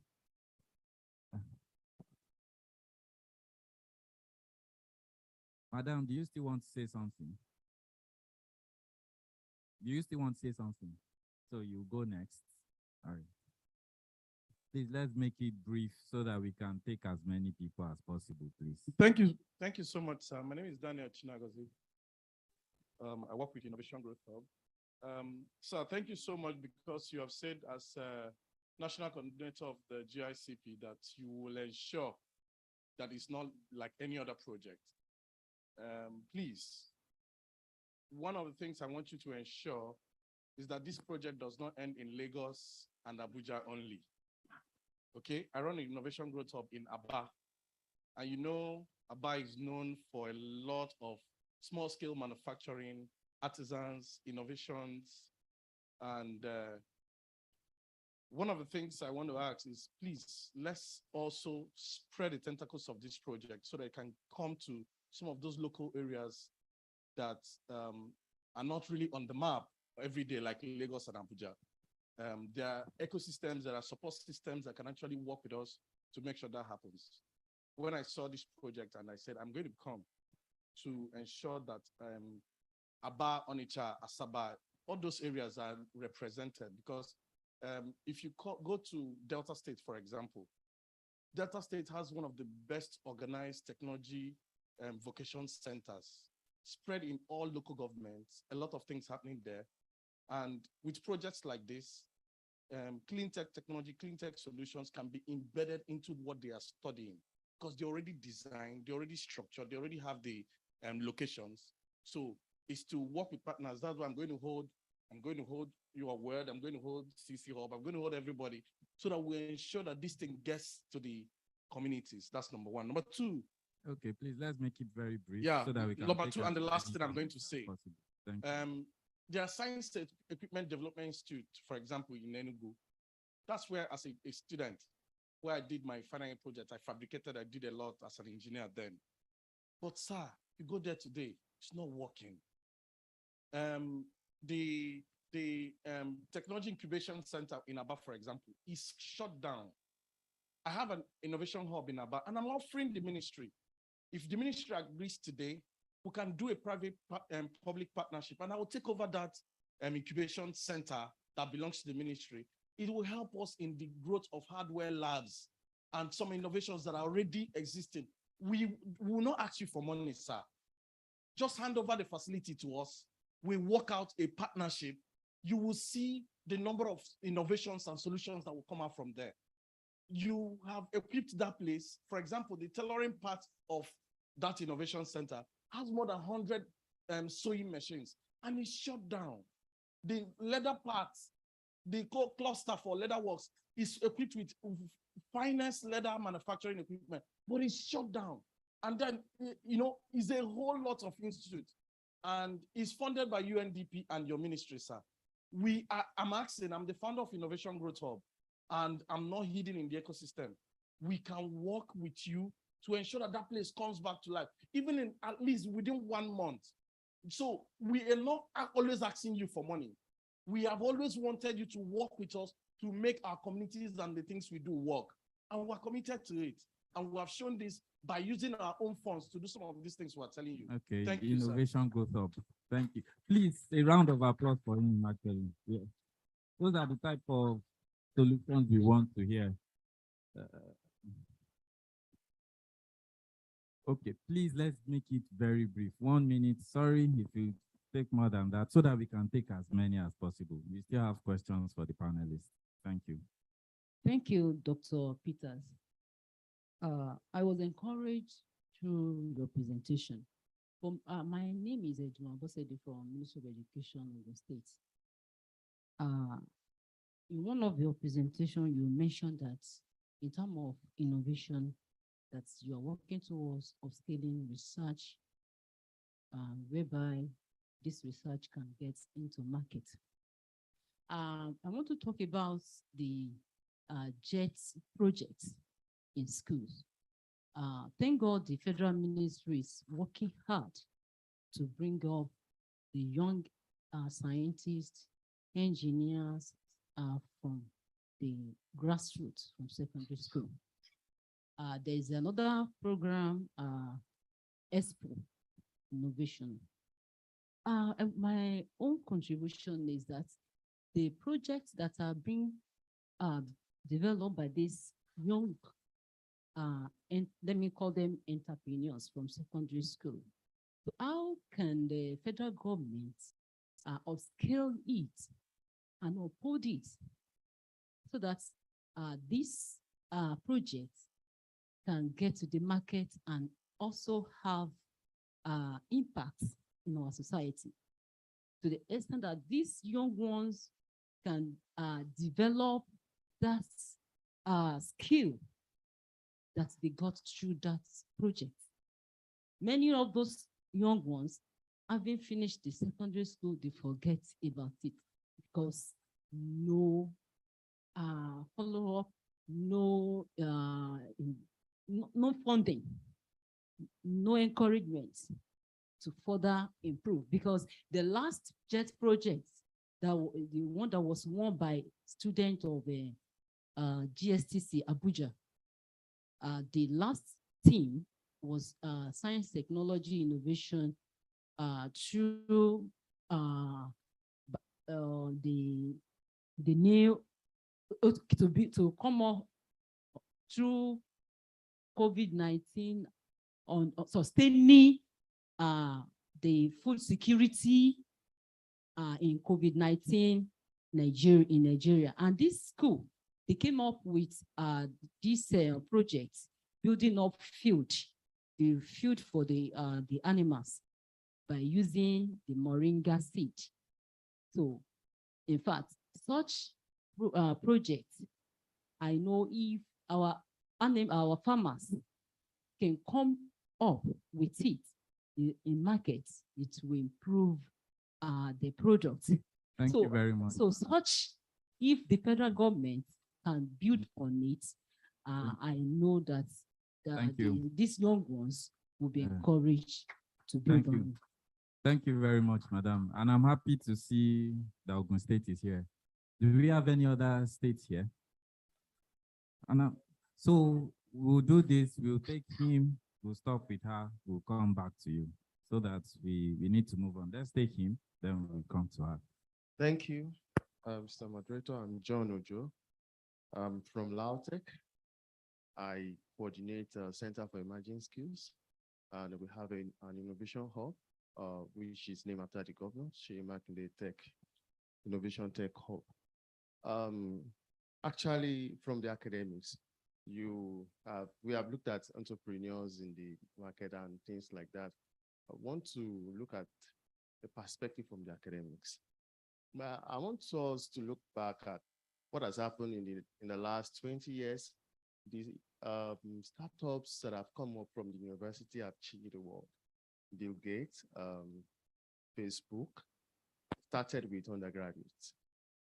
I want to let you know that our youth in the university are very creative, very energetic. Their ideas need to be harvested and then channeled in the right direction to help bring this innovation to and then this innovation we need and to push them into the market. Unfortunately, final projects or these ideas that we have like these don't really have sponsorship. Many times, someone like me helped my student to sponsor their project. Or we came up with electric tricycle. We've been on for that for about 5 years. We have version 3 now, and then we personally sponsored it. Okay, but some of these students are struggling to pay their tuition fees, and so I have to bring out money to help so that we can finish the project. Now, the question is, what is the ministry going to do? And it's nice you ask us to come for fairs, but what of this product this idea that have not been turned to product yet? The model, the first model has not come out, but we know it's viable. There are many things like that we have that students have done. Okay, how can the ministry come and help and assist these undergraduates and postgraduate students, and in some cases also, so as to bring these innovations to the fore and help them bring it to the market? Thank you very much. Thank you very much. Sorry, we'll end with her for this particular question. Good afternoon, everybody. We'll try and take as many people. I am Mrs. Chinwe Achubu, the Director of Science and Tech, Anambra State. You see, all this thing we are talking here, I'm glad I'm here today. But I'm here today on a private arrangement because of our minister representative, because it's from Anambra State. So we're talking about government, ministry. So my own suggestion is this: the federal government, the state government, and even the local government are the arm of this deployment of whatever we are doing. But a situation whereby these 3 groups are not working in signage. So how can you deploy? The innovators we'll get talking about have to go to all these problems I'm enumerating here is because the government is just like that. For instance, in my state now, I'm saying the Technology Incubation Center there is only people we are collaborating with. No other person knows everything. If you come to the to my ministry, you won't get any answer. Maybe because of the way the budgets are allocated, I don't know. The federal government, they have their budgets, they have their artists, and they begin to do their activities. But in state government, like in Anambra State, before you can do anything, you have to write. And then if you have approval, you will do. If you don't have any approval, you will not do anything. Some of the projects or some programs we are attending in the federal government, at times I sponsor myself. No fund. So how can you deploy? So what I'm trying to say, let there be synergy from the federal government and the state government and the local government in these projects. Please, okay, I know we have discussed a lot about this. Come and help us in the states, in the government. Help us because these people are there and they cannot do anything except they pass through the government. That's my suggestion. Thank you. You know, madam, I'm happy you are here. I am from Anambra State. Because when we were inviting you, we said Anambra State. So that's to tell you that the project is going to reach out to states. You know, the actions are in the field. The actions are not in Abuja. So the actions are actually in the field. And where is the field? The 36 states of Nigeria. So yes, we will ensure that this is done. So Nigerian Society of Engineers, please be getting ready. Your question will be, but I'll go to Mr. Olumide first while I'm talking to you. Your question, because we've been hearing government, is there a way that young enterprises, startups can run without greatly depending on the government? You know, you don't have to, when you depend so much on the government, it's almost, no, I'm going to come back to you later. I'll go for him first, but I'm just telling you your question ahead. Is there a way that innovators, startups, young enterprises can run without depending so much on the government? Well, Mr. Idowu, it seems there's also quite a number of things being done that people don't know about, both from the side of the government and the private sector side. How do you think we can improve communication strategies? For example, what CC Hub does, if he puts it out there, it will motivate a lot of other private sector companies, enterprises. What you do, if you, as your own organization, you put it out there, there are so many things they are probably doing that a lot of people don't even know that it's being done in Nigeria. That there are enterprises carrying out those services, making those products in Nigeria. So how do you think communication can help? And also, how do you advise this project on we have the communication strategy, but it would be good to also hear from people here on how communication can help. Thank you very much. I wanted to actually give a direct response to that young people. Just say we need young people's mentalities of need money to implement, and that is why I mentioned the capacity. Because to change people's mindset about finance is very, very critical. Because before everybody come here today, you do not just disappear from the house. There's sort of currency important for company. What I'm trying to emphasize here is that there's no how young people don't come to you. When they come to you, they will still emphasize funding.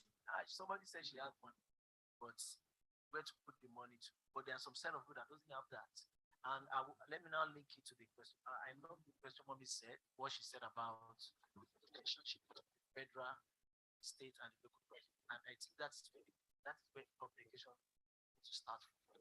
Because there's those three arms.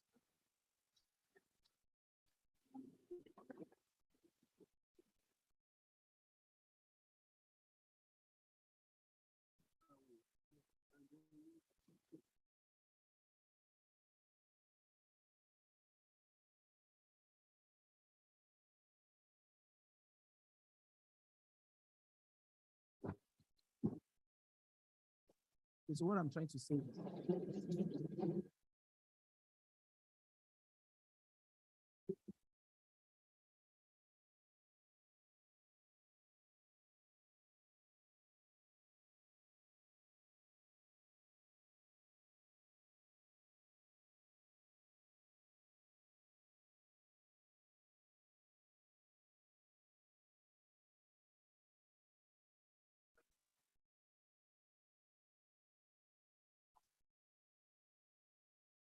to also strengthen our national orientation agency, which is very, very critical because there's no how you want to put out an opportunity there.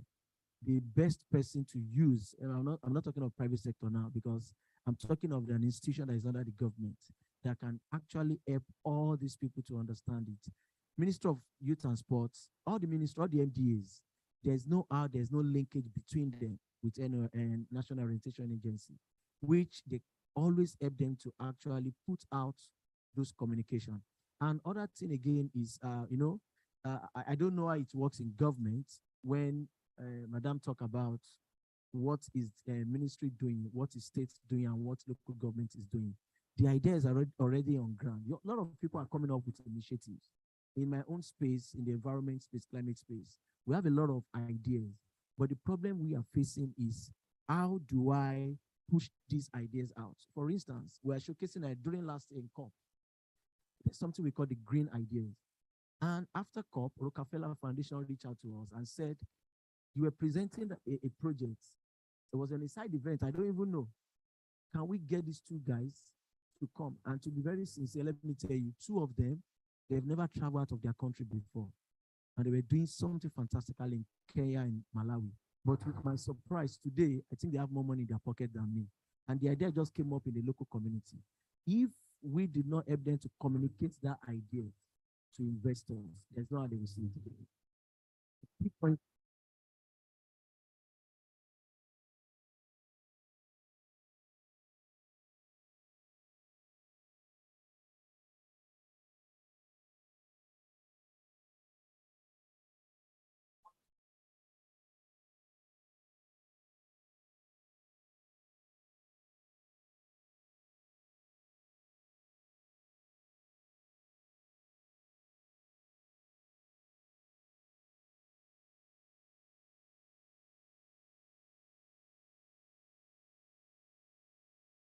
Need to pass through some agencies that have tools to actually put a larger number of people. Thank you.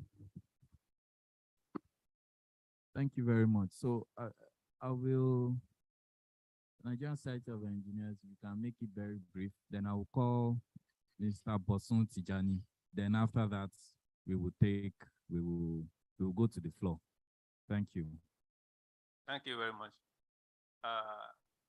Straight to your question. I said we want to deceive ourselves. We believe that government cannot do it alone. It is because we believe government can do it alone, that's why we're having problem in education sector. University, polytechnic, we want federal government, state governments to do everything, but you can't get the results. So at NSC level, we have realized this, that government cannot do it alone.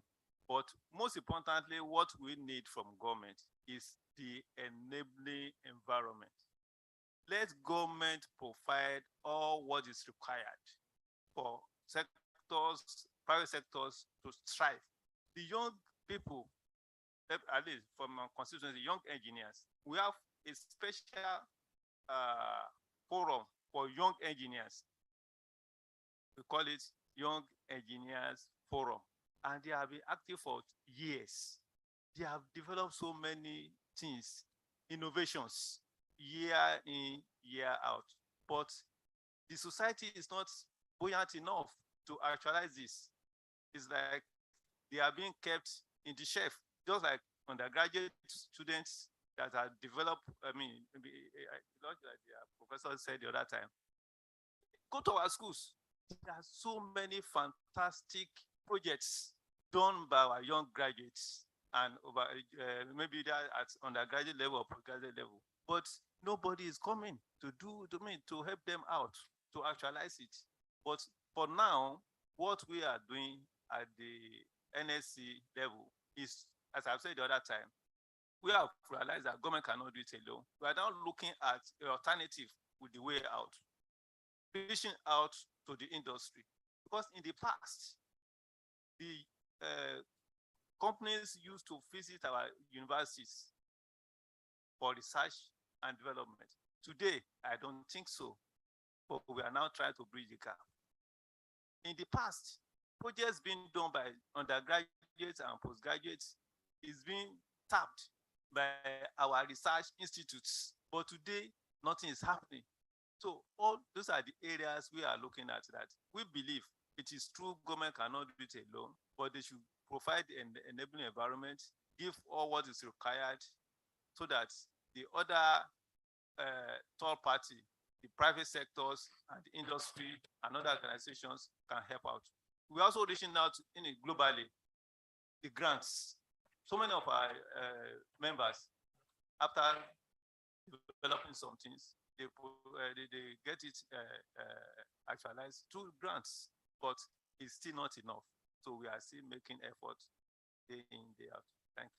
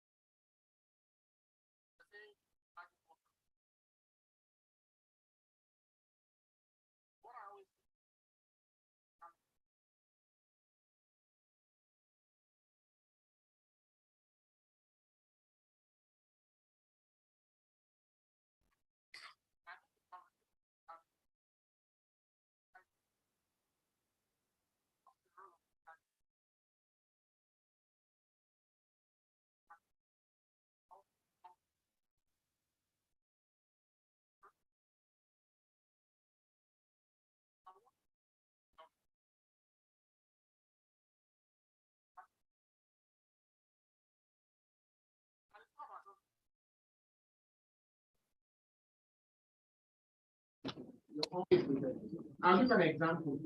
We've created very large startup companies in this country in the last 5 to 7 years. Some of them, like I said, are working in the country. But because the bulk of their funding comes from abroad, they are domiciled abroad, they're not domiciled in Nigeria. For those who understand business, what that means is that those companies are not owned by, they are not Nigerian companies. So they're not even paying tax in Nigeria. So as big as they are, some of the companies that most of us celebrate, they start closing. They're not Nigerian companies, and they're like, even the government will go all over the world and celebrate these companies. So it's not benefiting Nigeria, it's benefiting, right? Directly, but the real benefit of businesses is that they can build prosperity, they can pay taxes so that government can have resources, and most importantly, the intellectual property can stay locally. Because we're not pushing government enough on that, which is something government can do, is really about regulations. There are cases and examples in the world where government will put in policies that will encourage the investors to allow the companies to be domiciled locally. But it requires courage. So we have to be able to drive government and ask government to do their work. In clean tech, for instance, I can assure you guys, people are building innovative clean tech solutions. So they will benefit from this program, whether we continue with this complaint or not. People will benefit. It will be advertised, people will hear about it, people will apply, they will benefit, they will build businesses that will grow. But what we need to be discussing with government is what are the sort of policies that government can put in place.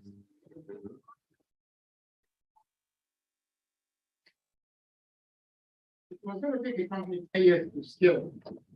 Can government facilitate a process that will shorten that period?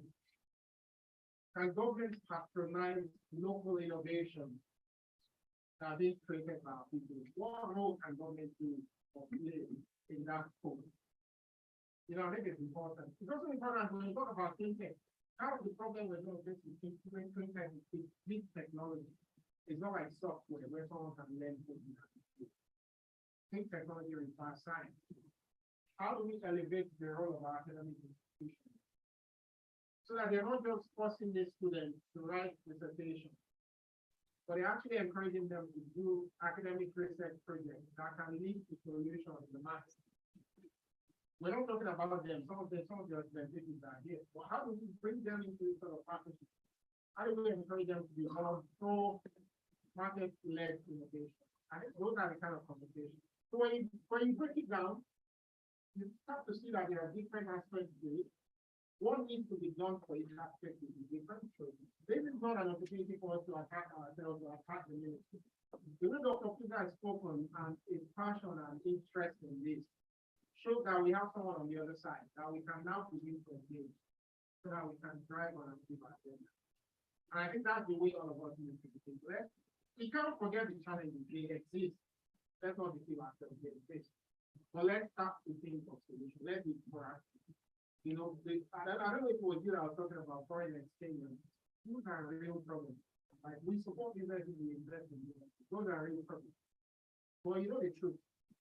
There are people facing the problem in the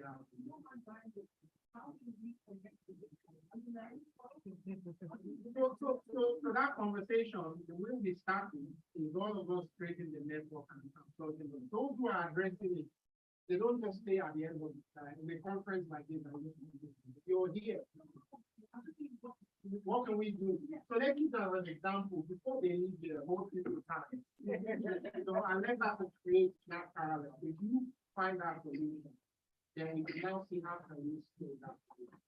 Where we are as a nation today, the only way forward is for us to be proactive and collectively. I think that's what I would like to bring in. Let's not mix it all up like you said. Let's start with this and put them in different pieces and see how we can all work together. Thank you very much.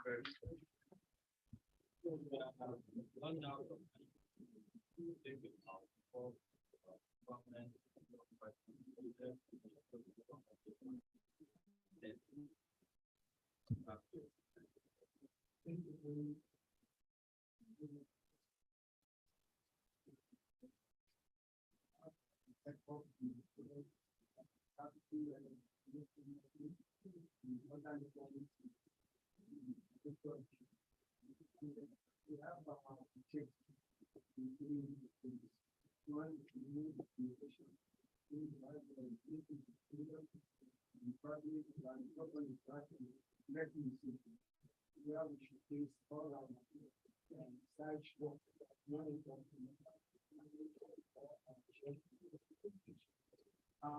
definitely, we are looking for a way out. There are lots of things we need to do in the action beyond our expression. And one of them is that we must have a good policy that will give people technology and gain technology around us. And when we have a good policy, then different into government policy, everyone will know that this is the clear behind it, and everyone will give to me. Before we know what's happening, we will move ahead other countries in terms of the training and housing. Not only that, we should also have at the back of our mind that we need people who will develop, manage, monitor, and evaluate whatever we are doing. Hey, so we see where we are and where we are going, and then we see whether we are still on the track of what we want to do. Like the reflection of the said, we engage them for people to compete in the NGA and the platform. They are not doing this until when they now came into the process. These are the things we need to do on the monitoring and the development monitoring, evaluation, and so on and so forth. So I will know that exactly we are doing what we can do.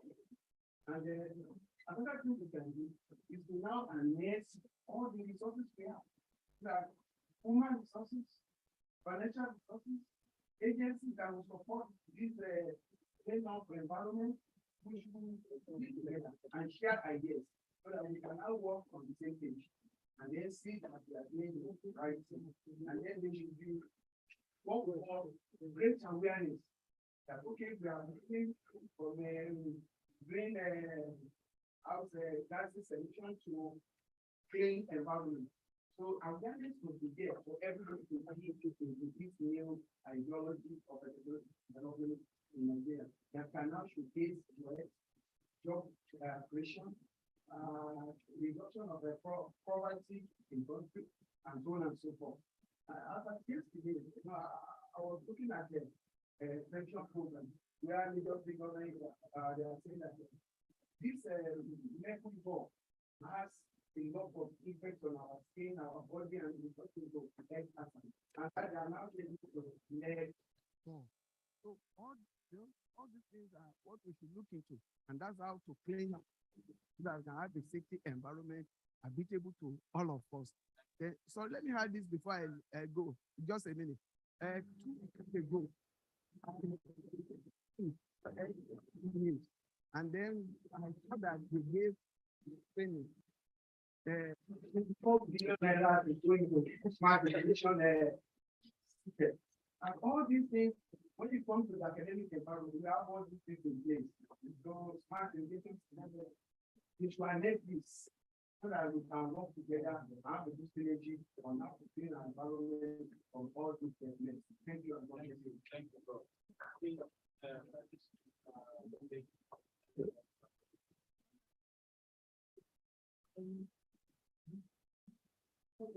you, bro. I just wanted to highlight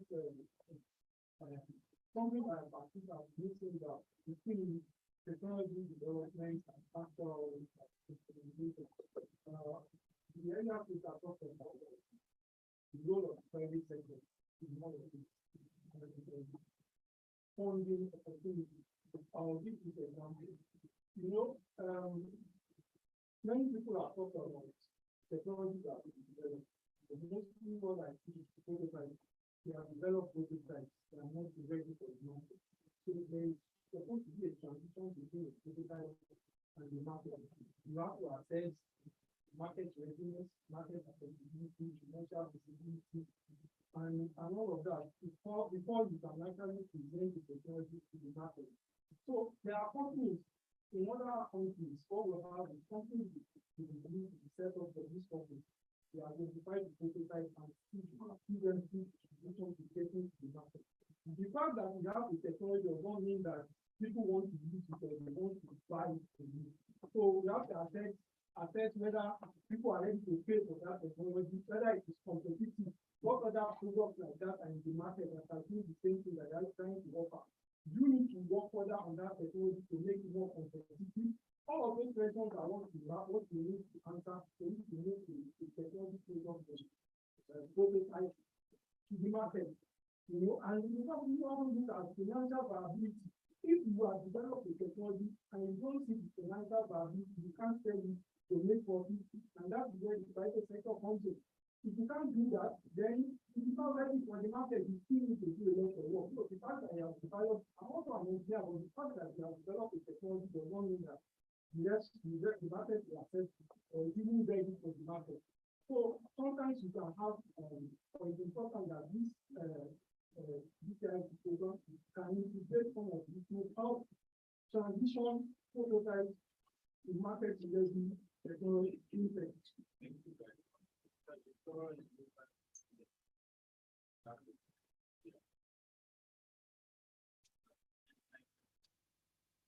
Thank you very much. I just want to, there is one experience that we had under sustainable development project. But the J project, the components I just want to quickly comment.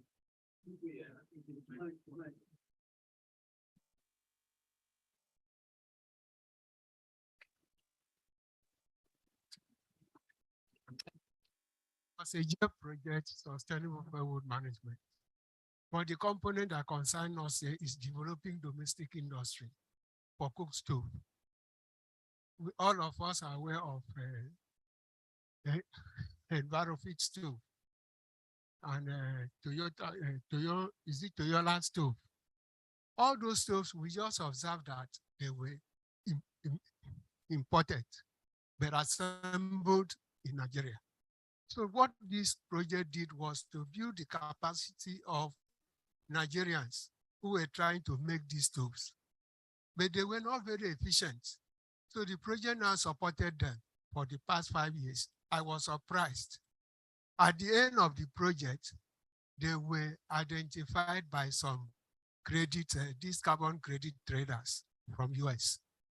And they invited one of them to come with the stove to MIT in US. They paid everything for her. At the end of the testing, they find out that even though the body was not as beautiful as the one imported, but the quality, the efficiency was almost at par with the other. So when she came back, before she knows it, these carbon credit traders from US traced her down, and they were at the Science and Tech Trade Fair. From there, they picked some people and then agree with them for them to produce this stove. They have gone into a very deep, big project that they will be buying the stove. Of course, they will not buy the stove, but they will give them carbon credits that the price will come down.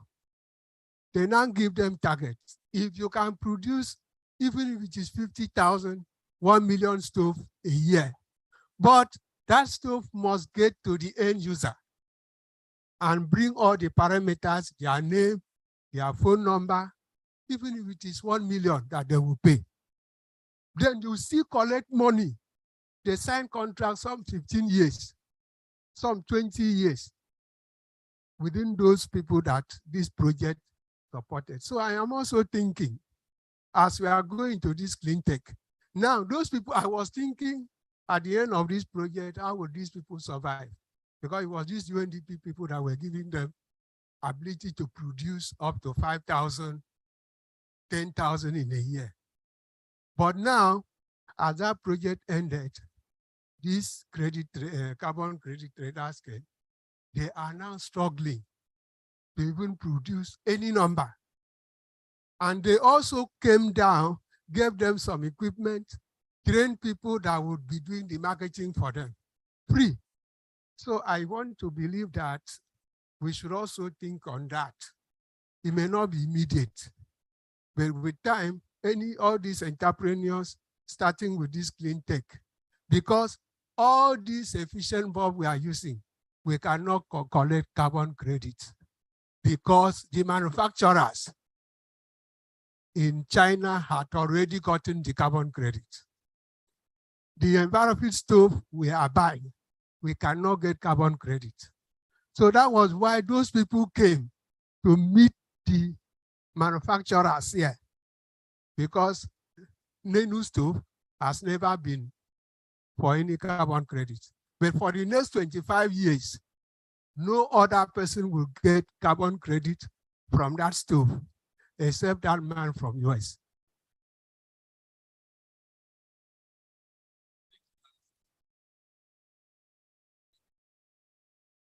Thank you very much. Good afternoon, everyone. My name is Dr. Brimo from the University of Lagos. Yeah, thank God that most of the points I wanted to speak on has been mentioned by my colleagues. But I just wanted to add, because I know that Dr. Ekwazo have mouths there, up there. It may not be directly connected to you, but I know you can help us in some ways. Policies, apart from providing the enabling environment by the government, policies that will compel the private sector, the companies, the industries to contribute to research. I want to give quickly an example of myself. I was very reluctant to apply for this program because I looked at myself. Okay, I did so many work, he knows, biogas and all that. We are still progressing to using biogas, to drive electric motors and all that. Then we have this production of ethanol, which we know the US use to drive their own cars. All those are just in papers. Then the other one, the conversion of waste to biochemicals, fine chemicals that are used in industries. The Germans actually sponsored me. I took our own waste, our own microorganisms to Germany to do this work and got some amazing results. I came back and my institution said, okay, patent it. And the Nigerian government gave me patent. But to go further, I've been stopped. Will I go back? And let me tell you, the German was using sugar, which was expensive, to do what I went to do. But before I left, they started collecting waste. And they are done. And the company is already took it up, and they're already using it. I patented, I could not write any paper. And I need papers for my promotion. And nobody is picking up that patent to use. I need to go further. I said, what am I going to apply for? Because they will ask me, where is the product? Do you understand? And you need millions of naira to progress. Is it with my less than 200,000 as a lecturer of 15 years? Where do I want to get the money from? So, like I was telling him, when I told you, what did you ask me? Can I demonstrate? Right? I said, biogas, we demonstrated. COVID came. We couldn't feed the plants. It died off. But if you go to Covenant University, it is there. Because immediately the lecturer gets results, the school will give them money. And then you have them demonstrating all sorts of projects. But you come to a federal school, the lecturer has used his own money to do the research. How will the lecturer continue to use his own money to get it to commercialization stage? So what are you going to do to help lecturers? And the truth is, in advanced country, most of the successful industries emanated from the university, from the institutions, from the School of Tech. So what if you are asking me to come and demonstrate? That means you are saying I must have a pilot. Where do I want to get? My salary is not up to 200,000. Where do I want to get the money to do that? So I'm even looking at this thing I applied for. Am I going to go? They're asking me, I must have demonstrated this. So like Professor said, there must be a kind of bridge, somebody that will bridge it. The problem is our government, our industries, they want ready-made, positive answers always. Research is not all about getting positive results all the time. You must research to know whether it will work or not. But the moment it doesn't work, they say that lecturer stole all the money, ate all the money. It is not always like that. So I pray you people will help us. So.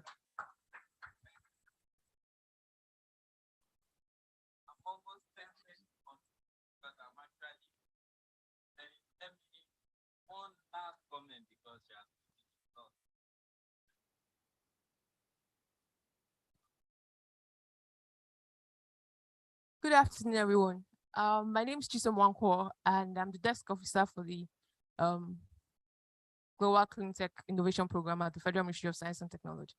So first of all, I'll start to say that I'm a young person, and I totally understand all the issues we face as young people. And the good part is that I work in the ministry.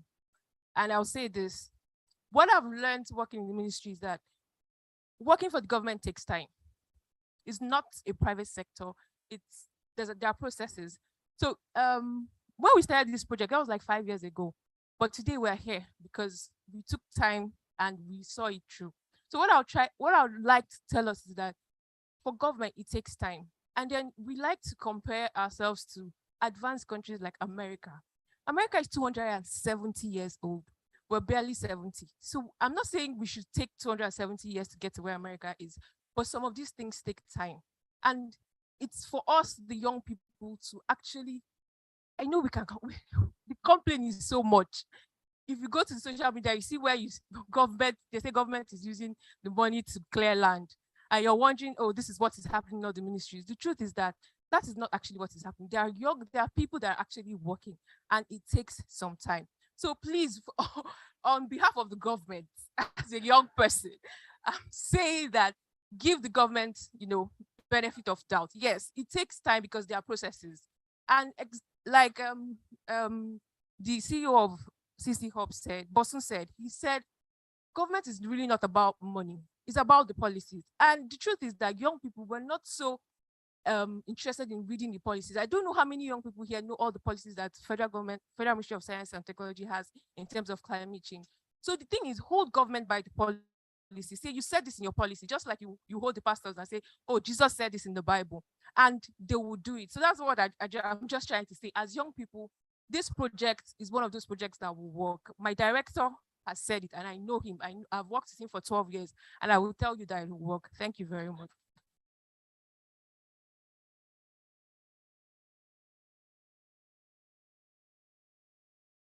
Thank you very much. I'm almost tempted to continue. My paper is full from jotting points, but let's give ourselves a round of applause. No, we cannot. I will give 1 minute each to the speakers to give their final words. Start with you. Thank you very much. It has been a day well spent. Because of time, I will only say, as others have said in the floor, that this event should not be like others, that we do it, we come here, we talk, and we forget about it. Implementation, implementation, implementation. We want this country to go forward. It is me and you, and all of us can do it. Let us hold our hands, and from now, let us believe that Nigeria can be great, and Nigeria will be great. But we need that implementation. All of us can do it, not only the government, all of us. Thank you very much. Thank you. Dr. Peter, your 1 minute. From my own side, please, let us always in this country, we believe in distraction and diversion. Let us focus on the project. It took over 5 years to come this far. I told you in terms of founding, we missed GF5, we missed GF6, only in GF7 we were able to get that. And from federal government perspective, since 2015, I've been trying to put money for this project, Nigeria Clean Tech. Nigeria Clean Tech came into being before GCIP. So we used Nigerian Clean Tech as a platform to become a member of GCIP. And it took a whole lot of efforts. So now all the complaints from local government, not knowing what state government is doing, not knowing what federal government is doing, this project is here to solve it. And for the young people to have that confidence, because Idowu was mentioning capacity building. This project, not only this one, including technology needs assessment, including the methanol policy that we are bringing, the emphasis in all of that is capacity, domesticating capacities, domesticating technologies, and domesticating software, Boston mentioned it, okay? This GCIP is here to achieve that, okay? And in terms of sustainability, there is NCITIP, that is the Nigerian Clean Tech Innovation Program. At the end of the 3 year of Unido implementing this, NCTIP, that's Nigerian Clean Tech Innovation Program, we adopt GCP Nigeria as a program within its program, and it will continue forever. And it will outlive me. It will be beyond me. But I'm trying to put up capacity building, very emphatic. It will be emphasized, okay?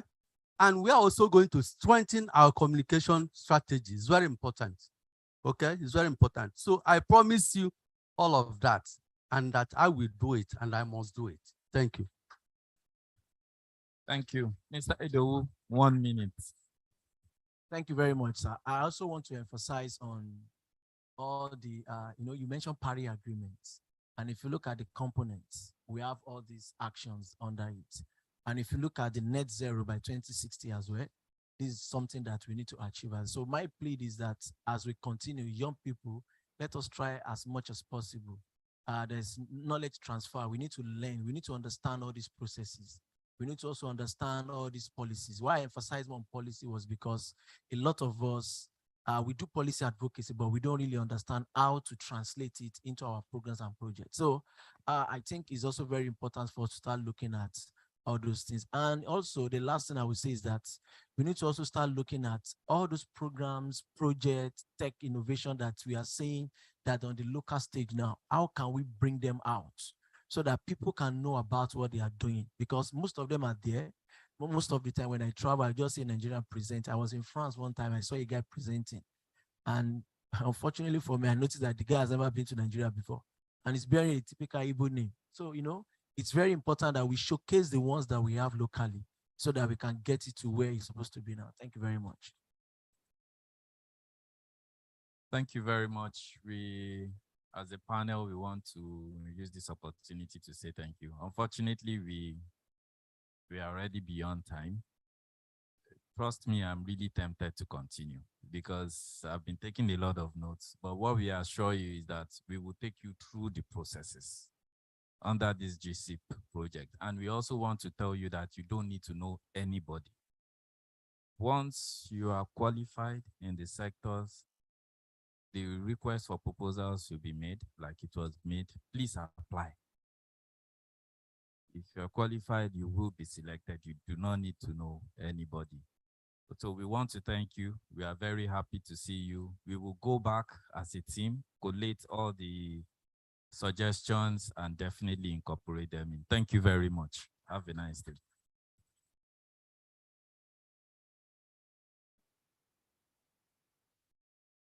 We're just about to round up. We have the vote of thanks and then lunch. I'd like to take a picture of the panelists, please.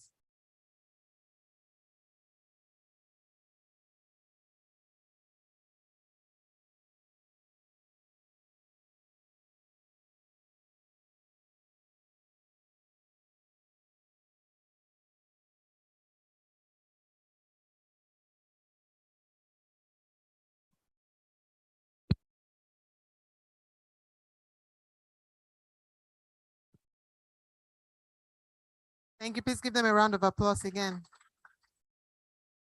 So much has been said today. I will move swiftly in the agenda to the vote of thanks, and I'd like to call on Mr. Amin Lukman, who is the technical advisor to the executive director of the REA. And he's giving the vote of thanks on behalf of Dr. Sanusi.